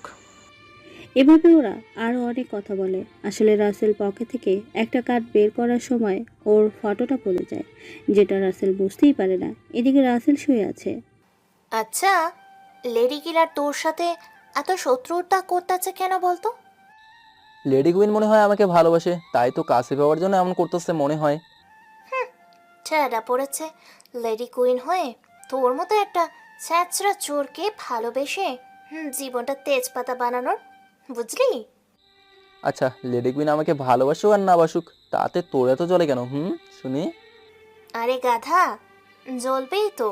তুই ভূতের গল্প ভূতকেই শোনাবা, আর আমার জ্বলবে না? এটা কি হয় নাকি? আচ্ছা, আমি তোকে কিছু জিজ্ঞেস করলেই এমন বিড়বিড় করিস কেন? আমার না তোর মতিগতি দেখে কেমন জানি লাগে। চুন্নির মাথার এমন প্যাচকোস কিভাবে আসে? রাসেলের বাচ্চা, আমাকে চুন্নি বললে কিন্তু আমি তোর মাথার চুল একটাও আস্ত রাখবো না, বুঝলি? এমনভাবে ভয়ঙ্কর রূপ নিয়ে বলতেছিস, তারপরেও কি না বুঝে উপায় আছে? যাই হোক, রাফি কোথায় রে? রাফিকে দিয়ে আবার কি করবি সেটা একটু শুনি। তোর শরীরের উপরে ঝাঁপিয়ে পড়ে আমি তো সব মধু চুষে চুষে খাবো, আর এটা যদি রাফি দেখে ফেলে তখন কেমন হবে না? শাকচুনি, তুই জানিস না রাফির সাথে আমার কথা আছে? তোকে বিশ্বাস নেই, তুই আমার এত সুন্দর লোভনীয় শরীরের উপর ঝাঁপিয়ে পড়তেও পারিস। তুই তো আর সাধারণ কেউ না। রাইসের কথা শুনে রাসেল তো অনেকটাই অবাক হয়ে যায়। আর অবাক হবেই না কেন? রাসেল সাধারণ কেউ না, তাহলে কি? রাইসা, আমি সাধারণ কেউ না মানে কি? আরে কিছু না, আমি এমনি এটা বলেছি। আয়, আমি তোকে খাবার দিচ্ছি। ধুর, কি থেকে কি বলে ফেলেছি। না, এই সেরির মতিগতি আমার একটুও ভালো লাগছে না। আমার মনে হয় রাইসা এমন কেউ যেটা আমি জানি না, ওকে আমার নজরে রাখতেই হবে। এভাবেই ভাবতে ভাবতে রাসেল খাবার খেয়ে নেয়, সাথে রাইসাও খেয়ে নেয়। এখন রাসেল রাইসাকে আগের থেকে অনেক বেশি ভালোবাসে, কিন্তু সেটা মুখে বলে না। অনেকভাবে রাইসাকে বোঝায়, কিন্তু রাইসা বোঝেও না বোঝার ভান করে। এদিকে রাইসাও রাসেলকে অনেকটাই পছন্দ করে, কিন্তু সেটা মনের বিরুদ্ধে কেন না। রাইসা যেই পথে আছে সেখানে কোনো ভালোবাসার স্থান নেই। এভাবেই কেটে যায় অনেকগুলো দিন। একদিন রাসেল ওর গোপন সার্ভার রুমে সব কটা কম্পিউটার ওপেন করে দেখতে পায় লেডি কিলার এখন অ্যাক্টিভ আছে। এই রুমের কথা রাসেল ছাড়া কেউ জানে না। এখানে বসেই রাসেল পৃথিবীর সকল হ্যাকিং সিস্টেমকে আপডেট করে। রাসেল লেডি কুইংয়ের প্রোফাইলে একটা মেসেজ দেয়। হ্যাঁ মিস লুকাই তো লেডি কুইন, কি অবস্থা? এদিকে লেডি কুইন একটা গুরুত্বপূর্ণ কাজ করতেছিল। তখনই রাসেলের মেসেজ দেখতে পেয়ে অনেক খুশি হয়, কেননা রাসেল যে মেসেজ করেছে সেটা লেডি কুইন জানে। চান্দু, আমাকে এভাবে মেসেজ দিয়ে কোনো লাভ হবে না। আমি তোমার পিছু ছাড়ছি না। আচ্ছা, আমরা ইচ্ছে করলে তো দুজন মিলেও কাজ করতে পারি, তাই না? তাহলে পুরো পৃথিবীটাকে আমরা হাতের মুঠো রাখতে পারবো। কি ব্যাপার, দেশের মাফিয়া জগতের বাদশা হয়ে সামান্য লেডি কুইনের কাছে এভাবে মাথা নত করাটা কি ঠিক বলে মনে হচ্ছে? লেডি কুইনের মুখে মাফিয়া জগতের বাদশা কথাটা শুনেই রাসেল যেন অনেকটাই অবাক হয়ে যায়, আর অবাক হয়েই জিজ্ঞেস করে। এটা কি বলছো? আমি কেন অন্ধকার মাফিয়া জগতের বাদশা হতে যাব শুনি? সেই বাদশা তো ডিজে। হাসালে আমাকে। একজন জেলেই মাছ থেকে ঠিকভাবে বলতে পারে কোন মাছের কি নাম আর কোন পানিতে থাকে তার সব কিছু। তাহলে আমি একজন লেডি কুইন হয়ে তোমার সম্পর্কে এটা জানবো না? সেটা কেমন কথা? আমি তোমার সম্পর্কে সব কিছু জানি। আমি এটাও জানি তুমি এখন তোমার গোপন রুমে বসে আছো, যেটার খবর কেউ জানে না। আরও সহজ করে বলি, তোমার ওইখানে 10টা কম্পিউটার আর 5টা ল্যাপটপ আছে, যেগুলা সব অ্যাপল কোম্পানির। আর সবচেয়ে বড় কথা, তোমার সাথে একটা মেয়েও থাকে যার নাম রাইসা। সে পেশায় সামান্য একজন চোর। কি মিস্টার ডিজে ওরফে রাসেল, আরও কিছু বলতে হবে নাকি? না রে বইন, আর বলতে হবে না। তোর এইটুকুতেই আমি তো পুরাই শেষ। এত কিছু তুই কিভাবে জানিস? রাসেল আর কোনো মেসেজ করে না, এবং অনেক চেষ্টার পরে একটা সিস্টেম তৈরি করে যেটার মাধ্যমে রাসেলকে কেউ আর ট্যাগ করতে পারবে না। রাসেল লেডি কুইনের পুরো সিস্টেমকে ডিজেবল করে দেয়। লেডি কুইন কাজ করতেছিল, হঠাৎ সিস্টেম আউট হয়ে দেখে ওর মাথায় হাত। কি ব্যাপার, আমার সিস্টেম আউট হয়ে গেল কিভাবে? আমার সিস্টেম তো অনেক সিকিউরিটি দিয়ে রাখা, এত সহজে কেউ ডিসেবল করতে পারবে না। তাহলে রাসেল কি আমার সিস্টেম ডিসেবল করে দিয়েছে? ওই তো সব করতে পারে। দেখ, কেন যে ওকে এত কিছু বলতে গেলাম। রাইসা এসব ভাবছে আর নিজে নিজেই কাজ করতে থাকে, কিন্তু কোনোভাবেই কাজ সফল করতে পারে না। আজব করা ঘটনা, একটু পরে আপনা আপনি সিস্টেম ঠিক হয়ে যায়। কি ব্যাপার, আমি এত চেষ্টা করেও ঠিক করতে পারলাম না? তাহলে একাই ঠিক হয়ে গেল কেমনে? রাইসা এসব ভাবছে আর ঠিক তখনই ওর মনিটরে সুন্দর করে একটা মেসেজ ভেসে ওঠে। আমি কি জানি সেটা নমুনা একটু দেখালাম মাত্র। সো আমার সাথে নেক্সট টাইম পাঙ্গানিতে আসলে ভেবে চিনতে তারপরে আসিস, না হলে এর থেকে বড় কিছু হতে পারে। আমার তোকে খুঁজে বের করতে 5 মিনিটও লাগবে না, কিন্তু আমি সেটা করব না। রাসেলের এমন হুমকি ভরা মেসেজ দেখে রাইসার কিছুই বলে না, সেখান থেকে চলে আসে। এদিকে রাসেল অনেকটা সময় পরিশ্রম করার পরে একটা অ্যাপস তৈরি করে, যেটার মাধ্যমে কোনো সিকিউরিটি সার্ভারে কাজ করার সময় কেউ ওকে ট্যাগ করতে পারবে না। রাসেল অ্যাপটা তৈরি করে হাই প্রোফাইল সিকিউরিটি দ্বারা, যেটা রাসেলের মার্কেটে লঞ্চ করে না। যেখানে রাসেলের তৈরি অনেক অ্যাপস অ্যাপল কোম্পানির মতো দামি কোম্পানি ব্যবহার করে। রাসেল গোপন রুম থেকে বেরিয়ে আসে। রাসেল রুমের দরজায় এমন সিকিউরিটি সিস্টেম ব্যবহার করেছে যেখানে দরজায় 3 ফিটের ভেতরে থাকলেই মানুষ অদৃশ্য হয়ে যাবে, কেউ বুঝতেই পারবে না। আর একটা অ্যাপ ছাড়া কোনো মানুষ বছরের পর বছর চেষ্টা করেও সেই দরজা খুঁজে পাবে না। এই হলো মাফিয়া ও হ্যাকিং জগতের কিং ডিজে, বুঝলেন? রাফিক, চলো রাসেলকে দৌড়ে আনতে হবে। আজকে একটা ঝামেলায় পড়ে গেছে। কেন, কি হয়েছে সেইটা শুনি। আরে আমার কম্পিউটারে কেউ হ্যাক করেছে, আমি বুঝতে পারিনি। এখন আমার কম্পিউটারের সব ডাটা তার কাছে শো করে। আমাদের হ্যাকিং ডিপার্টমেন্টের লোক কাজ করছে, কিন্তু সমস্যার সমাধান করতে পারেনি। এখন রাসেল ছাড়া এটা সমাধান সম্ভব না। ওকে, তাহলে চলুন ওকে খুঁজে বের করি। এমনিতে ওকে সবসময় বাইরে পাওয়া যায় না। ঠিক বলছো। আমি জানি না ওর মতো একটা চেষ্টা চোর এত কিছু কীভাবে জানে। ওর কাছে নাসার মতো সার্ভারের সিকিউরিটি হ্যাক করাটা এজন্য আম ব্যাপার। এইভাবে ওরা অনেক কথা বলে। সেখান থেকে সোজা রাসেলকে খুঁজতে বের হয়। খুঁজতে খুঁজতে 3 ঘন্টা পরে রাসেলকে একটা রেস্টুরেন্টে পেয়ে যায়। রাসেলের সামনে এসেই বলে, কিরে রাসেল, তোকে খুঁজতে আমাকে কি জীবন বার করতে হবে নাকি? আরে স্যার, আপনি আমাকে এইভাবে খুঁজতেছেন কেন? আমি জানলে তো আপনার কাছেই ছুটে আসতাম। তোকে কেন খুঁজবে না সেইটা বল। আমার জীবন নিয়ে টানাটানি শুরু হয়ে গেছে, তুই কিছু একটা কর প্লিজ। স্যার, এটা কিন্তু ঠিক না। আপনি পুলিশ হয়ে আমার মতো সামান্য একটা চোরের কাছে এইভাবে হাত জোর করতেছেন, এটা ঠিক না। তা কি হয়েছে শুনি। আমার কম্পিউটার সিস্টেম কেউ হ্যাক করেছে, এখন আমার সকল ডাটা ওখানে আছে। কাজটা করে দিতে পারি, তবে আমাকে এখন পেট ভরে খাওয়াতে হবে। সারা জীবন তো অন্যের জিনিস খেয়েই বড় হলেন।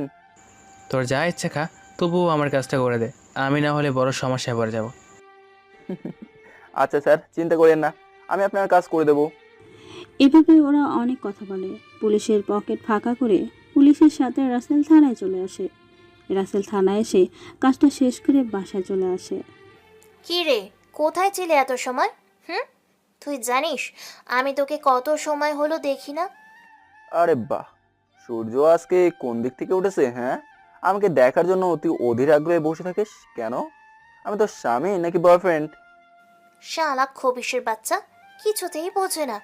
ওই হাঁদারাম, স্বামী বয়ফ্রেন্ড হলেই বুঝি দেখার জন্য অপেক্ষা করতে হয়, তাছাড়া বুঝি দেখা করা যায় না? এই সর, তোর কথা আমার ভালো লাগছে না। তোর মুখটা বাংলা 5-এর মতো মলিন হয়ে আছে। আগে ফ্রেশ হ, আমি কাজে গেছিলাম। রাসেল কথাটা বলেই সেখান থেকে সোজা রুমে এসে শুয়ে পড়ে। এদিকে রাইসা দাঁড়িয়ে দাঁড়িয়ে ভাবতে থাকে। হারামি, আমার সর্বনাশ করে এখন আইছে কথা বলতে। আমাকে পেতনির মতো লাগছে। এভাবেই দেখতে দেখতে চলে যায় একটা বছর। এখন দেশে আরও বেশি আতঙ্ক ছড়িয়ে ফেলেছে ডিজে আর লেডি কুইন। আফসোস, পুলিশ তো ওদের দেখেনি, আর রাসেলও লেডি কুইনকে দেখতে পায়নি। রাসেল একটা কাজে বাইরে গেছিল। সেখান থেকে যেই না রুমে আসে, ঠিক তখনই দেখতে পায় রাইসা হেসে হেসে কার সাথে যেন কথা বলতেছে। রাইসাকে কথা বলতে দেখে রাসেলের ভেতরটা যেন দমড়ে মুচড়ে শেষ হয়ে যাচ্ছে। রাসেলকে এখনও রাইসা দেখেনি, এতটাই মনোযোগ দিয়ে কথা বলছে। রাসেল কিছু না বলে বিছানায় শুয়ে পড়ে। রাইসাকে কিছুই বলে না। রাইসা রাসেলকে দেখে তাড়াতাড়ি কলটা কেটে দেয় আর রাসেলকে বলে, কি রে, তুই এখন আসলি? আর আমাকে তো ডাক দিলিও না। তুই তো মনের সুখে কারোর সাথে কথা বলছিলি, তাই আর ডাক দিয়ে কথা বলার মজাটা নষ্ট করতে চাইনি। কি ব্যাপার, আমি কথা বলছি সেটা দেখে ওর এত জলে কেন? সব সময় আমার সাথে তো রাগ দেখায়, পেতনি শাকচুনি বলেই বেড়ায়। তাহলে তাহলে কি ও আমাকে ভালোবাসে? না, এটা আমি কি ভাবছি, ওর মতো গুন্ডাকে ভালোবাসবো আমি? ধুর। ও তাই নাকি? আচ্ছা, ভালো থাক তুই। আমার কথা শুনে অনেক কষ্ট পেয়েছিস তাই না? আসলে আমি মানুষটা যতটা বাইরে থেকে শক্ত, ভিতর থেকে ঠিক ততটাই ইমোশনাল। আচ্ছা, এইসব বলে লাভ নাই। রাফি কোথায় গেছে শুনি? হ্যাঁ দাঁড়া, ভালোবাসে সেটা মুখ ফুটে বলতেও তো পারে না। রাফি তো বাইরে গেছে ওর গার্লফ্রেন্ডের সাথে দেখা করতে। রাফি তো আর তোর মতো হাঁদারাম না যে প্রেম করবে না। কি? রাফির বাচ্চা প্রেম করে আর আমি একটা বার জন্য জানতে পারলাম না? ওরে তো আমি খাইছি। তুই তো এটাই পারিস শুধু, নিজে তো একটা প্রেমও করবি না, আবার অন্য কেউ প্রেম করলে সেটা তুই হতে দিবি না। যাকে ভালোবাসি সে যদি মনের কষ্টটা না বোঝে তাহলে আমার দোষ কোথায় বল? তুই যে হাঁদারাম, মনের কথা পছন্দের মানুষকে খুলে বলতে হয়, তাহলেই না সে তোর ভালোবাসা বুঝবে, তাই না? আমি তো তোকে অনেক ভালোবাসি, সেটা তুই নিজেই তো বুঝিস না আর বুঝতেও চেষ্টা করিস না। এই মনে তোর জন্য একটু একটু করে তৈরি হওয়া ফিলিংসটাও বুঝিস না। পাগল হয়ে গেছিস তুই? আমি তোকে ভালোবাসতে কেন যাব? আমি তো ভালোবাসবো কোনো ভালো ছেলেকে। তুই তো মাফিয়া, তোকে দেখলেই আমার ঘৃণা লাগে।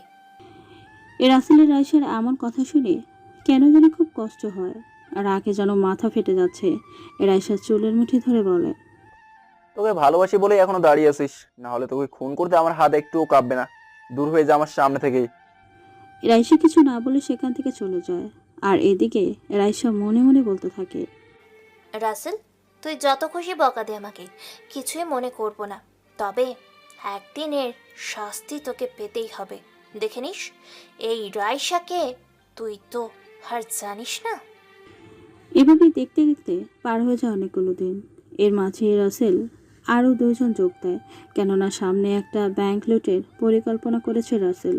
সবাই রুমে বসে বলতেছে, শোন, এই কাজটা করতে পারলেই জীবন সেটেল। পাক্কা 2000 কোটি টাকা। তবে এই টাকা চুরি করা এত সহজ না। পুরো ব্যাংকে হাই সিকিউরিটি দেওয়া, ঘেরানো, আর প্রায় সব জায়গায় দেওয়া আছে লেজার রোশনি দা অ্যালার্ম। রাসেল, তাহলে এটা কিভাবে করব আমরা? আমরা তো শুনেই অনেক ভয় লাগছে। এই মিশনটা অনেক ভয়ঙ্কর হবে মনে হয়। রাফি ঠিকই বলেছে, তোর না হয় পরিবারের লোকের প্রতি কোনো মায়া নেই, তবে আমাদের তো মায়া আছে নাকি? রাফি, তুই ওকে বলে দে আমার সাথে কখনো যেন পরিবার নিয়ে কথা না বলে। আমার কোনো পরিবার নেই, যারা ছিল তারা সবাই আমার কাছে মৃত। রাইসা রাসেলের কথা শুনে আর কিছুই বলে না। রাসেলের খুব করে কষ্ট হয় পরিবারের কথা মনে হতেই। তবে বাবা মার সেই আচরণের কথা মনে হলেই রাসেল একটা জানোয়ারে পরিণত হয়ে যায়। রাসেলের বোঝার কোনো হিতাহিত জ্ঞান থাকে না। দোস্ত, আমাদের কি করতে হবে সেটা বল আগে। এমনি গেলে তো আর হবে না। এই কাজটা করা আগে অবশ্যই আমাদের ভালো করে প্ল্যান করতে হবে। আমাদের ওই ব্যাংক ড্রয়িং থেকে আগে কিছু প্ল্যান করে ট্রেনিং করতে হবে। আমি সব সিকিউরিটি সিস্টেম হ্যাক করব। রাইসা, তুই বাইরে গাড়িতে বসে শুধু সিসিটিভি ক্যামেরার ফুটেজ নিয়ে কাজ করবি, আর বাকি সবাই এই কাজ করবে। ঠিক আছে, আমরা এইভাবেই আগে থেকে শিখে গেলে অবশ্যই কাজটা করতে পারবো। আর হ্যাঁ, আগামী সোমবারের দিন ব্যাংকের লকারে টাকা রাখবে পুরা 2000 কোটি। আমাদের হাতে সময় থাকবে মাত্র 3 দিন ট্রেনিং করার জন্য। এই 3 দিনেই আশা করা যায় সব কিছু ঠিক মতো শিখতে পারা যাবে। আমাদের এত চিন্তা নেই, আমরা তো থাকবো বাহিরে, রাসেল ভিতরে থাকবে। যত ভাবনা সব ওর কোলেই হবে। আমার কিছু হলে তুই অনেকটাই খুশি হস তাই না রে? আসলেই কি আমি তোকে অনেক জ্বালাতন করি বল? সেটা জানি না, তবে আমার ভালোই লাগবে রে চান্দু। তোর জন্য আমি ওপরে উঠতে পারছি না। রাসেল আর কোনো কথা না বলে সেখান থেকে বাইরে চলে আসে। রাসেলের গোপন রুমে এসে সব কিছু রেডি করতে থাকে। এইদিকে রাসেলের চলে যাওয়ার দিকে তাকিয়ে, রাইসা, তুই জানিস রাসেল তোকে ঠিক কতটা ভালোবাসে? তোর জন্য নিজের জীবনটাও বাজি রাখতে দ্বিধাবোধ করে না, আর তুই ওর সাথে এমন করছিস। ওর ভালোবাসার গুল্লি মারি আমি? ওর মতো গুন্ডাকে ভালোবেসে আমি আমার জীবনটাকে নষ্ট করে ফেলবো, তাই না? তোর মাথায় কি বুদ্ধি আছে নাকি গেছে? রাইসা, আজকে হয়তো তুই রাসেলকে বুঝতেছিস না, তবে একদিন রাসেলকে ঠিকই বুঝবে। আফসোস সেদিন তোর কিছু করার থাকবে না। হ, আমার তো খাইয়া কাম নাই ওর জন্য আফসোস করতে যাব। আমি তোদের মতো ইমোশনাল মনের মানুষ না রে। আমি শক্ত মনের একজন মনের মানুষ, যার মাঝে নেই কোনো ভয়, নেই কোনো ডর। এইভাবেই ওরা অনেক কথা বলে।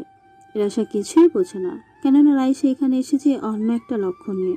রাসেলের প্রেমে মগ্ন হয়ে সেই আশাটা নষ্ট করবে না রাইসা। এদিকে রাসেল কাজ করতে থাকে, ব্যাংকের সব কিছুই ওর কন্ট্রোলে নিয়ে নেয়, তারপরে সবাইকে প্রয়োজন মতো শিখিয়ে থাকে। এদিকে দেখতে দেখতে চলে আসে সেই দিন। রাসেল সবাইকে নিয়ে চলে আসে, রাসেল সবাইকে সবটা বুঝিয়ে দেয়। রাইসা, নিজের খেয়াল রাখিস, আর ভুল করলে মাফ করে দিস। আর তোরা সবাই শোন, আমি যদি বিপদে পড়ি তাহলে তোরা সবাই আমাকে রেখেই চলে যাইস, আমার জন্য কেউ যেন এখানে না থাকিস। রাসেল, তোর মাথা কি গেছে নাকি? আমি তোর সাথে এতটা বছর হলো চলছি, তোর থেকে বাবা মা ভাই সবার আদর পেয়েছি, আর তুই আজকে আমাকে এমন কথা বলছিস? বন্ধু, বুঝতে চেষ্টা কর, তোদের কোনো ক্ষতি হোক সেটা আমি চাই না। তোরা তোদের নিয়েই সুখে থাকতে পারবি, তোদের জন্য ভাবার অনেক মানুষ আছে, কিন্তু আমার জন্য ভাবার কেউ নেই। না রে দোস্ত, এই পৃথিবীর বুকে তোকে নিয়ে ভাবার মতো হয়তো কেউ আছে, কেননা আল্লাহ কাউকে একা করে এই দুনিয়াতে পাঠায় না, সবাই কাউকেই জোড়া করে পাঠায়। তোকেও জোড়া কোথাও না কোথাও আছেই। তোর কথা আমি মানতে পারলাম না, কেননা আল্লাহ যদি সবাইকে জোড়া করেই পাঠায় তাহলে অনেক মানুষ বিয়ে না করেই পরপারে চলে যায় কেন? সেটা আমাকে একটু খুলে বল। দোস্ত, তোর সাথে আমি কথা বলে কোনো দিনই পারিনি, আর কখনো পারবো না, তাই বলি কি তুই এখন ভিতরে যা, এখন কাজের পারফেক্ট সময়। ভালো থাকিস তোরা, আর রাইসা, নিজের খেয়াল রাখিস। এদিকে রাসেলের চলে যাবার দিকে তাকিয়ে রাইসা হাসতে হাসতে মনে মনে বলে, আমি তো এই দিনটার জন্যই অপেক্ষা করতেছিলাম। তুই শুধু দেখ তোর সাথে কত কি হয়। রাসেল, তুই আমার সাথে পাঙ্গা নিস। আহ, আমার কত স্বপ্ন, টাকা পয়সা বাড়ি গাড়ি সব হবে। এদিকে সবাই সবার কাছে লেগে যায়। রাসেল ধীরে ধীরে অন্য বিল্ডিংয়ের ছাদে উঠে পড়ে। এই ছাদ থেকে ব্যাংকের ছাদের একটা রশি দিয়ে আটকিয়ে দেয়। পরে রাসেল ধীরে ধীরে রশি বেয়ে ওই ছাদে চলে আসে। রাফি, আমি এই ছাদে চলে এসেছি, এখন তুই সবার পজিশন বলে দে। তুই যেখানে আছিস সেখানে কিছুই নেই। ওখান থেকে একটু সামনে গিয়ে ডাইনে মোড় নিলেই একটা সিকিউরিটি গেট পাবি। ওকে ঠিক আছে, আগে এটাকে সরিয়ে দেই, তুই আরো দেখতে থাক। রাসেল রাফির কথা মতো সেইখানে গিয়ে সেই লোকটার ঘাড় মটকে দেয়। সঙ্গে সঙ্গে রাসেল অন্য কোথাও চলে যায়। এভাবে সবাইকে মেরে রাসেল এর লকার রাখার রুমে চলে আসে। পাটা দরজার নখ খুলতেই ভিতরে যাওয়া যাবে। রাসেল হ্যাকিং করে সব কয়টা দরজার লক খুলেই যেই না ভিতরে যাবে, অমনি রাইসা বলে, এই খবিস, আর সামনে যাস না। সামনে লেজার লাগানো আছে এলোমেলো ভাবে। আমার মনে হয় না তুই এই কাজটা করতে পারবি। পুলিশ তোকে নিশ্চিত শ্বশুর বাড়ির আদর খাওয়াই ছাড়বে। ওই শাকচুন্নি, তুই কি আমার সাথে মজা করিস নাকি? তোকে আমি যেমনটা বলি সেটা কর, না হলে এসে তোর নাক আমি ফাটাবো, কইলাম। যা, তোকে কিছুই বলে দিব না, যা করা তুই কর। আমাকে ভালো করে বল বাবু, একটু ঠিকভাবে বলে দাও না। তোকে বাবু বলতে আমার বই গেছে শাকচুন্নি, আমায় কিন্তু অনেক রাগ হচ্ছে, বললাম তাড়াতাড়ি তুই বল। এই তো স্পষ্ট করে বললাম, তুই আগে এইটা বল, তারপরে বাকিটা দেখা যাবে। আল্লাহ, আমি কোন মাইনকা চিপায় পড়লাম রে বাবা। আচ্ছা ঠিক আছে বাবু, আমাকে তাড়াতাড়ি বলে দাও কিভাবে যেতে হবে। এই তো লক্ষ্মী সোনা, প্রথমে বাম পাটা সামনে রাখ, মাথাটা ডান দিকে ঘুরিয়ে, পরে 2 ফিট সামনে এগিয়ে বুক ডাউন দেওয়ার মতো করে পার হয়ে সামনে যা। আবার সাঁতার কাটার মতো স্টেপ দিবি 2 বার। এখন কাঁটাতারের মতো একটা পার হ। এখন উপর দিয়ে লাফ দিয়ে জাম্প কর। ব্যাস, লেজার শেষ। এখন আর কোনো বাধা নেই। রাইসা রে, কত টাকা! আমি তো অবাক হয়ে গেছি, এত টাকা, তাও আবার একসাথে। আমি কোটিপতি হয়ে গেছি। হ্যাঁ দাঁড়াম, কে কোটিপতি হয় সেটা সময় বলে দিবে, তুই শুধু বাহিরে আয়। এদিকে রাসেল সব টাকা ব্যাগে ভরে একটা একটা ব্যাগ নিয়ে চলে আসে।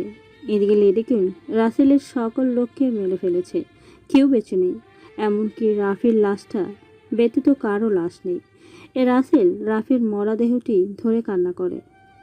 রাফি, আমার জন্য তোদের এত বড় ক্ষতি হয়ে গেল, আমাকে তুই ক্ষমা করে দিস প্লিজ। রাফি কোনো কথাই বলে না। এদিকে রাইসা শুধু হাসতে থাকে, যেটা রাসেল খেয়াল করে না। ইস, সবাই কিভাবে মারা গেছে আমার তো দেখেই ভয় লাগতেছে রে। মানুষের একটুও দয়া মায়া নেই। আচ্ছা, সবাই মারা গেছে, তুই কিভাবে বেঁচে আছিস শুনি? ওরা তো তোকেও মারতে পারতো।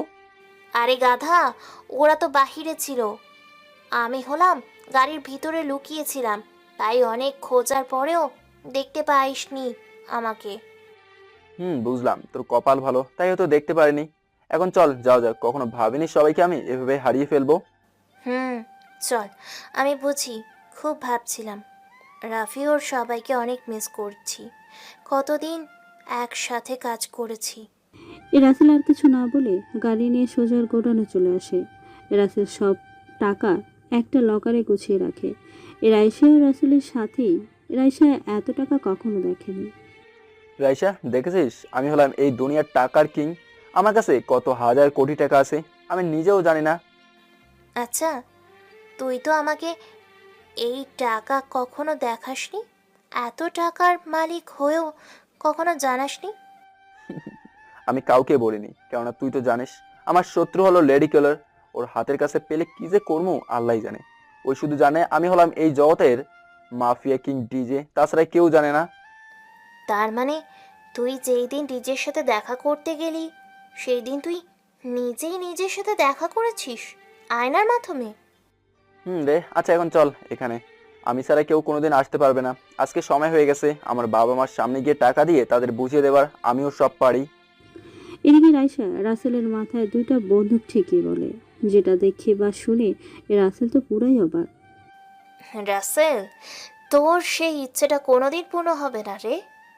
আফসোস, আমার মতো লেডি কিলারকে তুই নিজের বাসাতেই রেখে খাইয়েছিস, কখনো বুঝতেও পারিসনি আমি সেই লেডি কুইন যে তোর চিরশত্রু।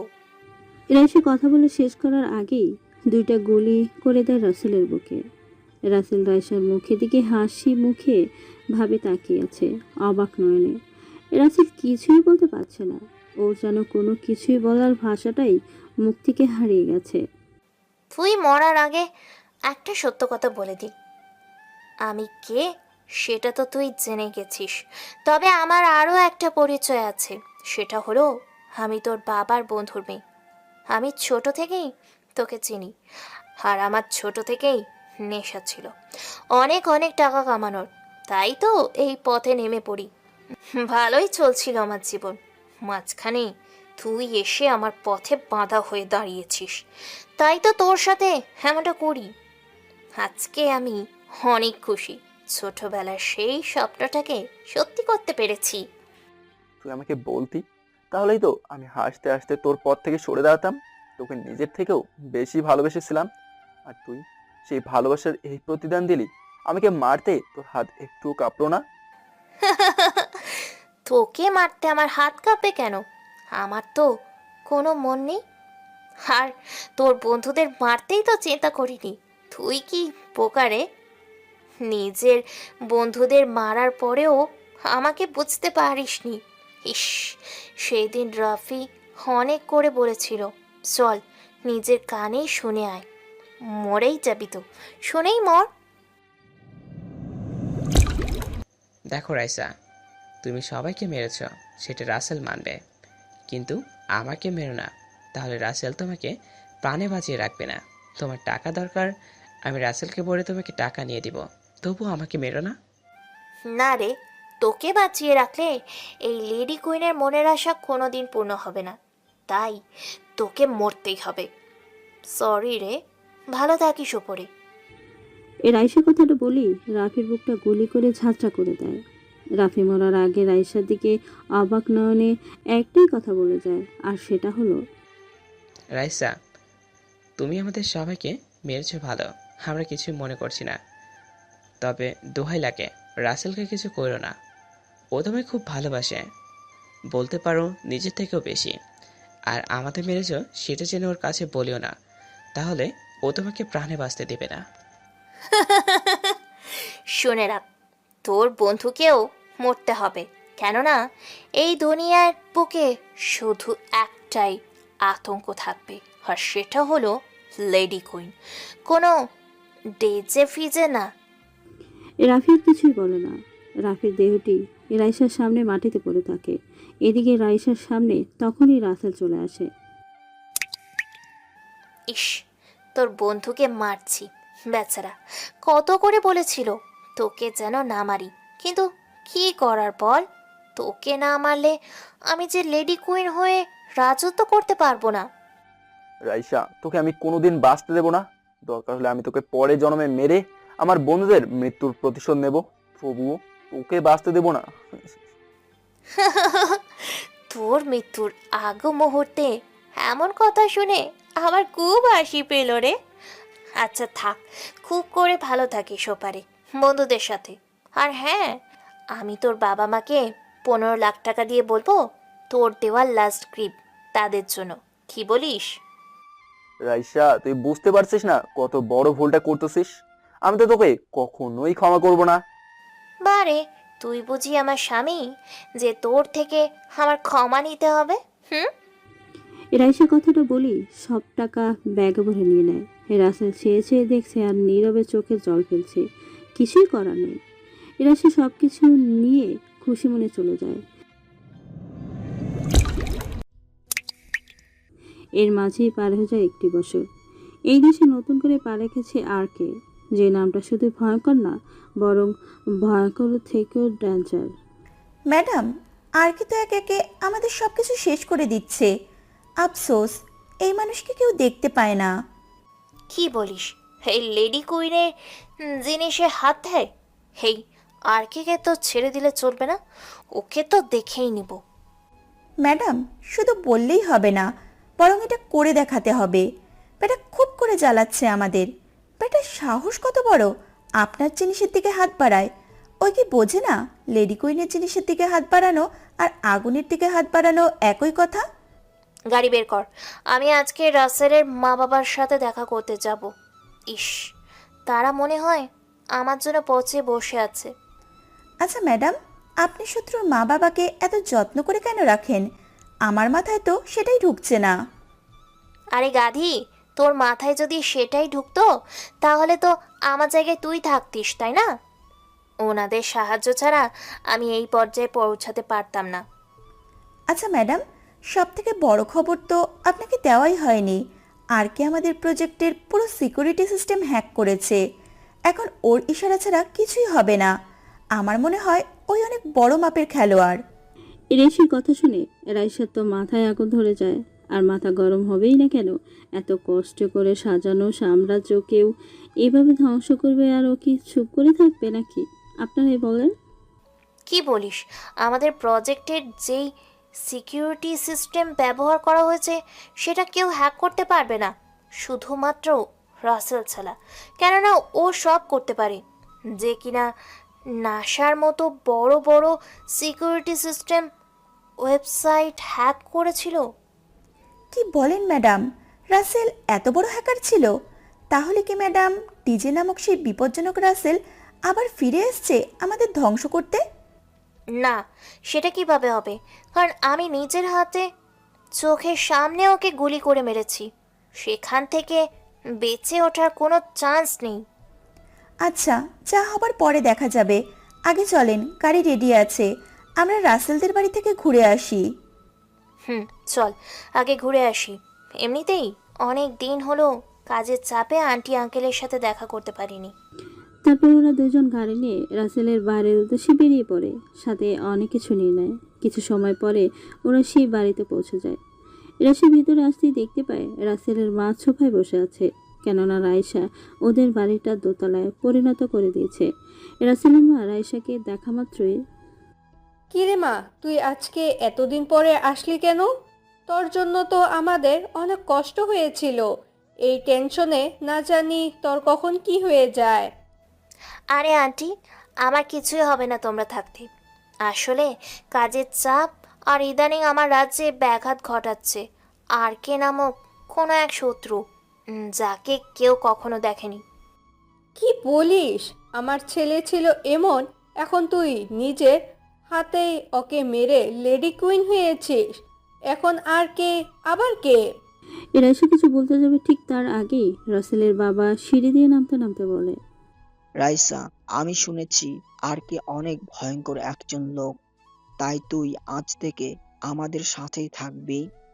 মা মরা মেয়েটাকে আমরা বিপদের মুখে ফেলে রাখতে পারি না। আঙ্কেল, আমি তো নিজেই একজন বিপদ। তাহলে কোন বিপদ আবার আমার সাথে পাঙ্গা নিতে আসবে বলেন? মারে, রাসেলকে তুই নিজের হাতে খুন করেছিস। এখন ওর কোনো বন্ধু কি তাহলে তোর শত্রু হয়ে এসেছে তোর ক্ষতি করে রাসেলের প্রতিশোধ নেওয়ার জন্য? হুম? আচ্ছা, ম্যাডাম আপনাদের ছেলেকে খুন করেছে, আর সেই আপনারা নিজেই ছেলের খুনিকে এত আদর ভালোবাসা দিচ্ছেন, যেখানে ছেলের খুনির জন্য ম্যাডামকে শাস্তি দেওয়া উচিত ছিল। রেসি, তুই আমার খাইয়া আমার পইরা আমার নামে এদের কাছে শাস্তি দাবি করিস? হুম, আমি কিন্তু এই শাস্তি তোকে দিব। রাইসা, তুই থাম তো।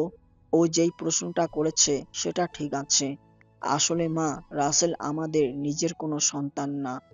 আমাদের কোনো সন্তান হয়নি বলে আমরা ওকে কুড়িয়ে এনেছিলাম রাস্তা থেকে। কি বলেন? রাসেল তাহলে আপনাদের নিজের কোনো ছেলে ছিল না? আমি তো এর আগে কখনো এটা জানিই না। আসলে মা, এটা রাসেলও জানতো না। আমরা একটা রাস্তা দিয়ে আসার সময় দেখি রাসেল রাস্তায় পড়ে কান্না করতেছে, আর পাশে পড়ে আছে ওর বাবা মায়ের মরা দেহটি। কারা যেন ওর বাবা মাকে নির্মমভাবে হত্যা করেছে। সেদিন থেকে রাসেলকে আমরা বড় করতে থাকি, কিন্তু ওর প্রতি আমাদের কোনো ভালোবাসা আসতো না। ওর সাথে সব সময় অত্যাচার করতাম। আসলে পর তো পরই হয়। আচ্ছা আন্টি, আপনাদের সাথেই থাকবো। এখন তাহলে আসি। আর কে আমার সিস্টেম হ্যাক করেছে সেটা ঠিক করতে হবে। ঠিক আছে মা, যা তবে একটু দেখে শুনে থাকিস। রাসেল যেহেতু দেশের রাজা ছিল, তাই ওর লোকের অভাব না থাকারই কথা। আন্টি, এই রাইসা কাউকে দেখে ভয় পায় না। মনে রেখো, এই রাইসা শত্রুর সাথে একই ঘরে থেকেছে, তবুও বুঝতে দেয়নি সেই লেডি কিলার। যা বলেছিস। আচ্ছা, দেখে শুনে যাস কেমন? আর সকালে চলে আসিস, আমি তোর জন্য খাবার রেডি করে রাখবো নি। তারপরেই রাইসা চলে আসে। এদিকে রাইসার মনে মনে একটাই চিন্তা বারবার হতে থাকে, আর সেটা হলো যারা রাসেলকে কুড়িয়ে এনেও নিজের ছেলের মতো মানুষের মন্দ করতে একবারের জন্যও ভাবে নাই, তাহলে হেরা আমার ক্ষতি করতে কি করে ভাববে না? হেরা তো টাকা লোভে আমাকেই তাদের পথ থেকে সরিয়ে দিতে পারে। না, এদের একটা ব্যবস্থা করতেই হবে, কেননা এই রাইসার কোনো দুর্বল জায়গা থাকা যাবে না। এদিকে রেশি রাইসাকে এমন চিন্তা করতে দেখে রাইসাকে অবাকের চোখে প্রশ্ন করে। আচ্ছা ম্যাডাম, আপনি এমন করে কি এত ভাবছেন শুনি? সে কখন থেকে দেখছি আপনি ভেবেই যাচ্ছেন তো ভেবেই যাচ্ছেন। আসলে রেসি, যারা ছেলেদের সাথে এমন করতে পারে তারা আমার সাথেও তো খারাপ করতে পারে। টাকা নেশা খুব বড় নেশা, মানুষকে অমানুষ বানাতে বেশি সময় নেয় না। ঠিকই বলেছেন, আমারও সেটাই মনে হয়েছে। আপনার সাথে তারাও রাসেলের মতো করতে পারে, তাই বলে কি আমাদের সাবধান হওয়া উচিত? হুম, তুই ঠিকই বলেছিস, আমাদের সাবধান হওয়া উচিত। এখন চল, যা হওয়ার পরে দেখা যাবে। তারপর ওরা আর কোনো কথা না বলে পথ চলতে শুরু করে। এদিকে আর কে বসে আছে চিন্তিত মনে। ঠিক তখনই ওর কাছে আসে ওর বন্ধু। আচ্ছা, আর কে, তুই এমন করে চিন্তা করছিস কেন? সেই কখন থেকে আমি লক্ষ্য করে যাচ্ছি, তো লক্ষ্য করে যাচ্ছি। আসলে আজকে খুব করে অতীতের কথাগুলো মনে মাঝে কড়া নেড়ে যাচ্ছে, খুব করে বেঈমানটাকে মনে পড়ছে। শোন, আর কে তোকে নরম হলে চলবে না, বলে গেলে হবে না। সে তোর সাথে কি করছে তোর প্রতিশোধ তোকে নিতেই হবে। আমি শুনেছি রাইসা এখন তোদের বাড়িতে তোর বাবা মায়ের সাথেই থাকে। কি বলিস? ও আমার বাড়িতে থাকে আর আমি কিছুই জানি না? ওকে তো আমি ছাড়বো না কখনো। ওকে তিলে তিলে মারবো আমি। আমার সব বন্ধুকেও মেরেছে। ঠিক আছে, তুই এখন গিয়ে তাহলে একটু কাজ কর, ওরা যেন সিস্টেম হ্যাক ছাড়াতে না পারে। আমি অফিসে গেলাম, আমার আবার আর কে খুঁজতে হবে। জীবন ফুরিয়ে যাবে, তবু এই আর কে করার সিস্টেম হ্যাক কেউ ছাড়তে পারবে না। এটা তুই স্বর্ণাক্ষরে লিখে রাখতে পারিস। না বাবা, দরকার নেই, এমনিতেই শোনার এখন অনেক দাম, অনেক কষ্ট করে টাকাটা কামাই করতে হয়। তোর মতো মন চাইলে তো আর টাকা আসে না। আর কি বন্ধু টিটু উপরের কথাটা বলি সেখান থেকে চলে যায়। এদিকে রাইসা অনেক চেষ্টা করে কিন্তু কিছুতেই সফল হতে পারে না। হঠাৎ আরকে একটা কার্টুনের বয়স দেয় লেডি কুইনের ওয়েবসাইটে। রাইসা মেসেজটা দেখেই খুশি মনে ওপেন করে। লেডি কুইন, এই আর্কের করার সিস্টেম হ্যাক সারানো এত সহজ না। আর কি ভেবেছিস রাসেলের বাড়িতে থাকলে তোকে আমার হাত থেকে কেউ বাঁচাতে পারবে না? এটা তোর ভুল ধারণা। তুই 100 হাত মাটির নিচে গিয়ে লুকিয়ে থাকলেও আমি তোকে খুঁজে বের করে তিলে তিলে কষ্ট দিয়ে মারবো। আরকের মেসেজটা শুনেই তো রাইসার চোখ ছানাবড়া হয়ে যায় আর চিন্তায় পড়ে যায় কি জানি কি করে বসে আরকে। এদিকে রাইসা কেমন চিন্তা করতে দেখে রেশি বলে, ম্যাডাম, আমার মনে হয় রাসেলের বাবা মা ওই আর্কের সাথে মিলে আছে। না হলে আর্কে আমাদের বিষয়ে জানতে পারলো কিভাবে? আমরা তো কিছু সময় আগেই ওই বাড়ি থেকে এসেছি। রেসি, তুই ঠিক বলেছিস। আর কে জানলো কিভাবে? আমি রাসেলের বাসায় থাকবো আজকে থেকে। চল, আজকেই ওদের জীবনের শেষ দিন। আমার হাত থেকে ওদের কেউ বাঁচাতে পারবে না। ওদের কত বড় সাহস, আমার খেয়ে আমার পরে আমার কথাই শত্রুর কাছে বলে। ম্যাডাম, মাথা গরম করলে চলবে না, বরং আপনাকে ঠান্ডা মাথায় কাজ করতে হবে। না হলে আরকে আবার জেনে গেলে তো সব কিছু নষ্ট করে ফেলবে। তুই ঠিক বলেছিস। আচ্ছা, তুই থাক, আমি একটু বাইরে থেকে ঘুরে আসি। আর দেখিস এখানে যেন কেউ নতুন করে না আসে। আচ্ছা, সেটা না হয় ঠিক আছে। তবে ম্যাডাম, আপনি এখন কোথায় যাচ্ছেন সেটা তো বলেন। বললাম না একটু বাইরে যাব। তুই এত কথা কেন বলিস? তোর চাকরি মনে হয় এবার নট করতে হবে, তাহলেই তুই মজা পাবি। কথাটা বলেই রেশে গাড়ি নিয়ে হনহন করে ছুটে যায় রাসেলের বাড়ির দিকে। রেশিকে না নিয়ে নি। রেশি তো কেমন চিন্তায় পড়ে যায়। তাই রেশি অনেকটা সময় বসে থাকে। কেন জানি ওর ভালো লাগছিল না রাইসার ব্যবহার। তাই কাউকে ফোন করে সবটা খুলে বলে। সেই লোকটা আবার সব কিছু রাসেলকে খুলে বলে। আর তার মাধ্যমেই জানতে পারে রাইসা ওর বাড়িতে যাচ্ছে ওর বাবা মাকে মারতে। তাই রাসেল আর এক মুহূর্ত দেরি না করে বেরিয়ে পড়ে ওর বাড়ির উদ্দেশ্যে।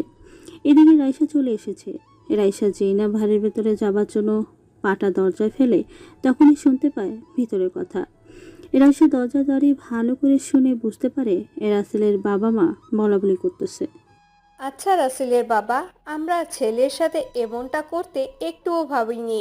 তাহলে রাইসা কোথাকার কি? ওকে মারতে এত কেন ভাবছি? হ্যাঁ, তুমি ঠিক বলেছ।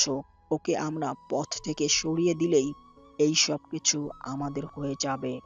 কিন্তু আগে রাইসা আর্কের সাথে কিছু একটা করে বসুক, তারপর আমরা নিব বসে বসে মজা। এটা ঠিক আছে। তাহলে এমনটা বলা যায়, জেলে জাল টানবে আর মাছ ধরে নিয়ে আসবে অন্য কেউ। জেলে একটা মাছও পাবে না। ওদের কথা শুনে রাইসা তো পায়ের রক্ত মাথায় উঠে যায়। রাগে যেন রাইসার মাথা ফেটে যাচ্ছে। রাইসার আগে ফুসতে ফুসতে হাতে তালি দিতে দিতে বলে, বাহ বাহ, কি সুন্দর প্ল্যান তোমাদের। আমাকে মারা কি এতই সহজ? এই লেডি কুইন কতটা ভয়ঙ্কর সেটা তোমরা জানো না। আমি কতটা ভয়ঙ্কর তা আজ আমি তোমাদের বুঝিয়ে দেব। রাইসার কথা শুনেই তো ওদের হাত পা কাঁপতে শুরু করে। কেননা ওরা জানে রাইসাতেও অনেক রাগী, যা বলবে সেটাই করবে। তবুও কাঁপা কাঁপা কণ্ঠে রাসেলের মা বলে,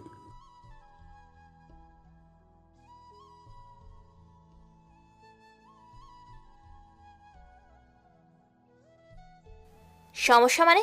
অনেক বড় সমস্যা হয়েছে। আমি না আসলে তো তোমাদের লুকিয়ে থাকা সুন্দর চেহারাটা দেখতেই পারতাম না। কি সুন্দর তোমাদের পরিকল্পনা, কিন্তু আমি তো তোমাদের এই পরিকল্পনা সফল হতে দিব না। রাইসা, তুই এমন করছিস কেন? দেখ, এমনটা আমাদের সাথে করিস না। আমরা তোর সাথ দিয়েছি কিন্তু। তাই তো তোমাদের মুক্তি দিচ্ছি। পরপারে গিয়ে দুজনে আরামে টাকা গুনতে থেকো গা।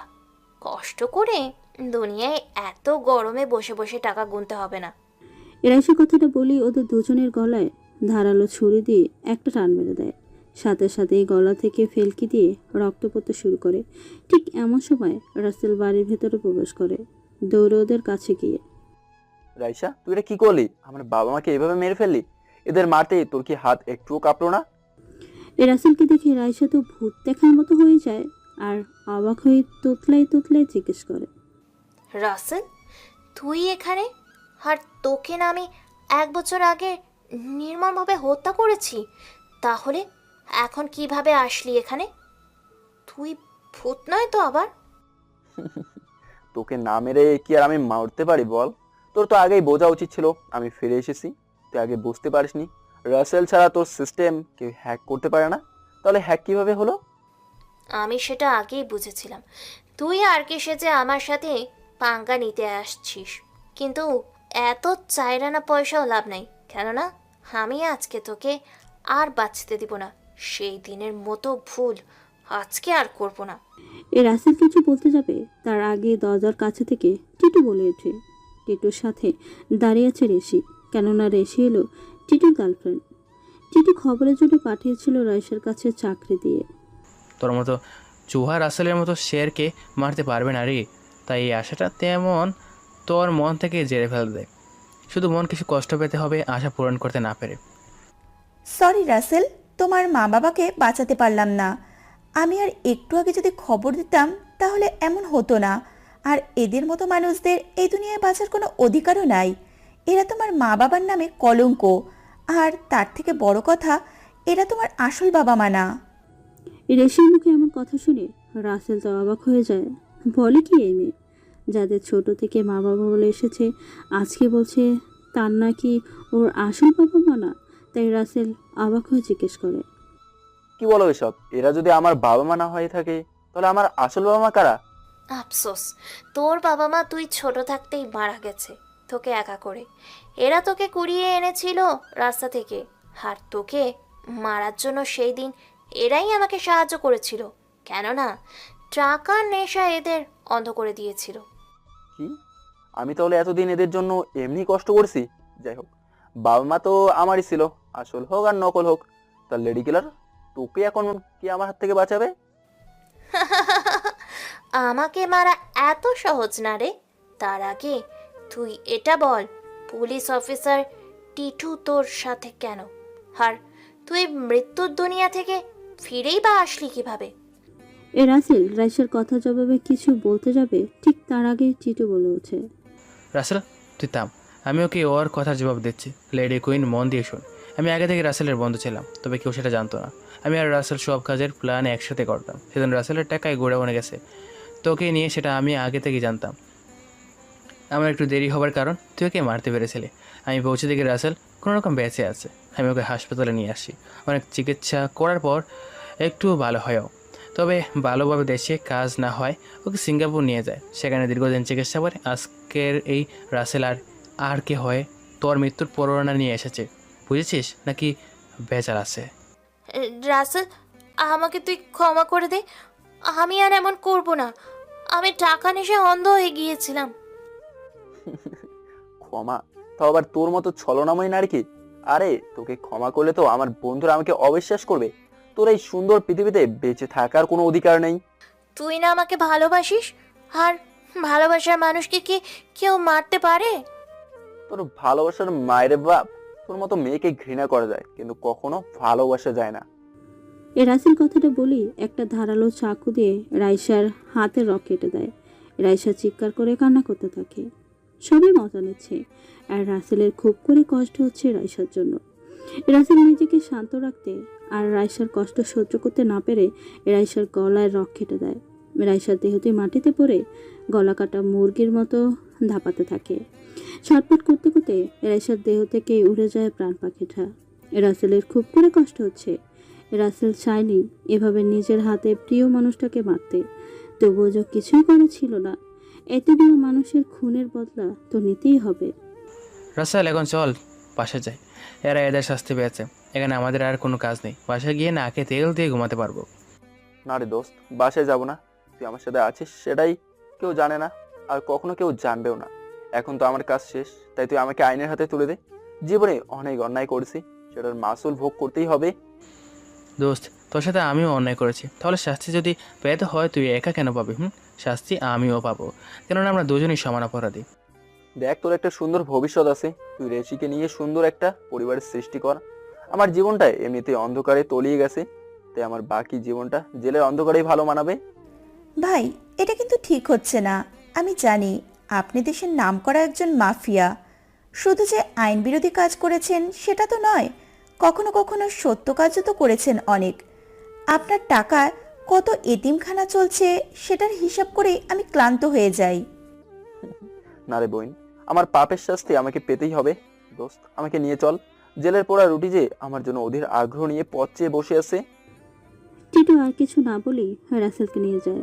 আসলে টিটু জানে রাসেল যেটা বলছে সেটার বাইরে কখনোই যাবে না।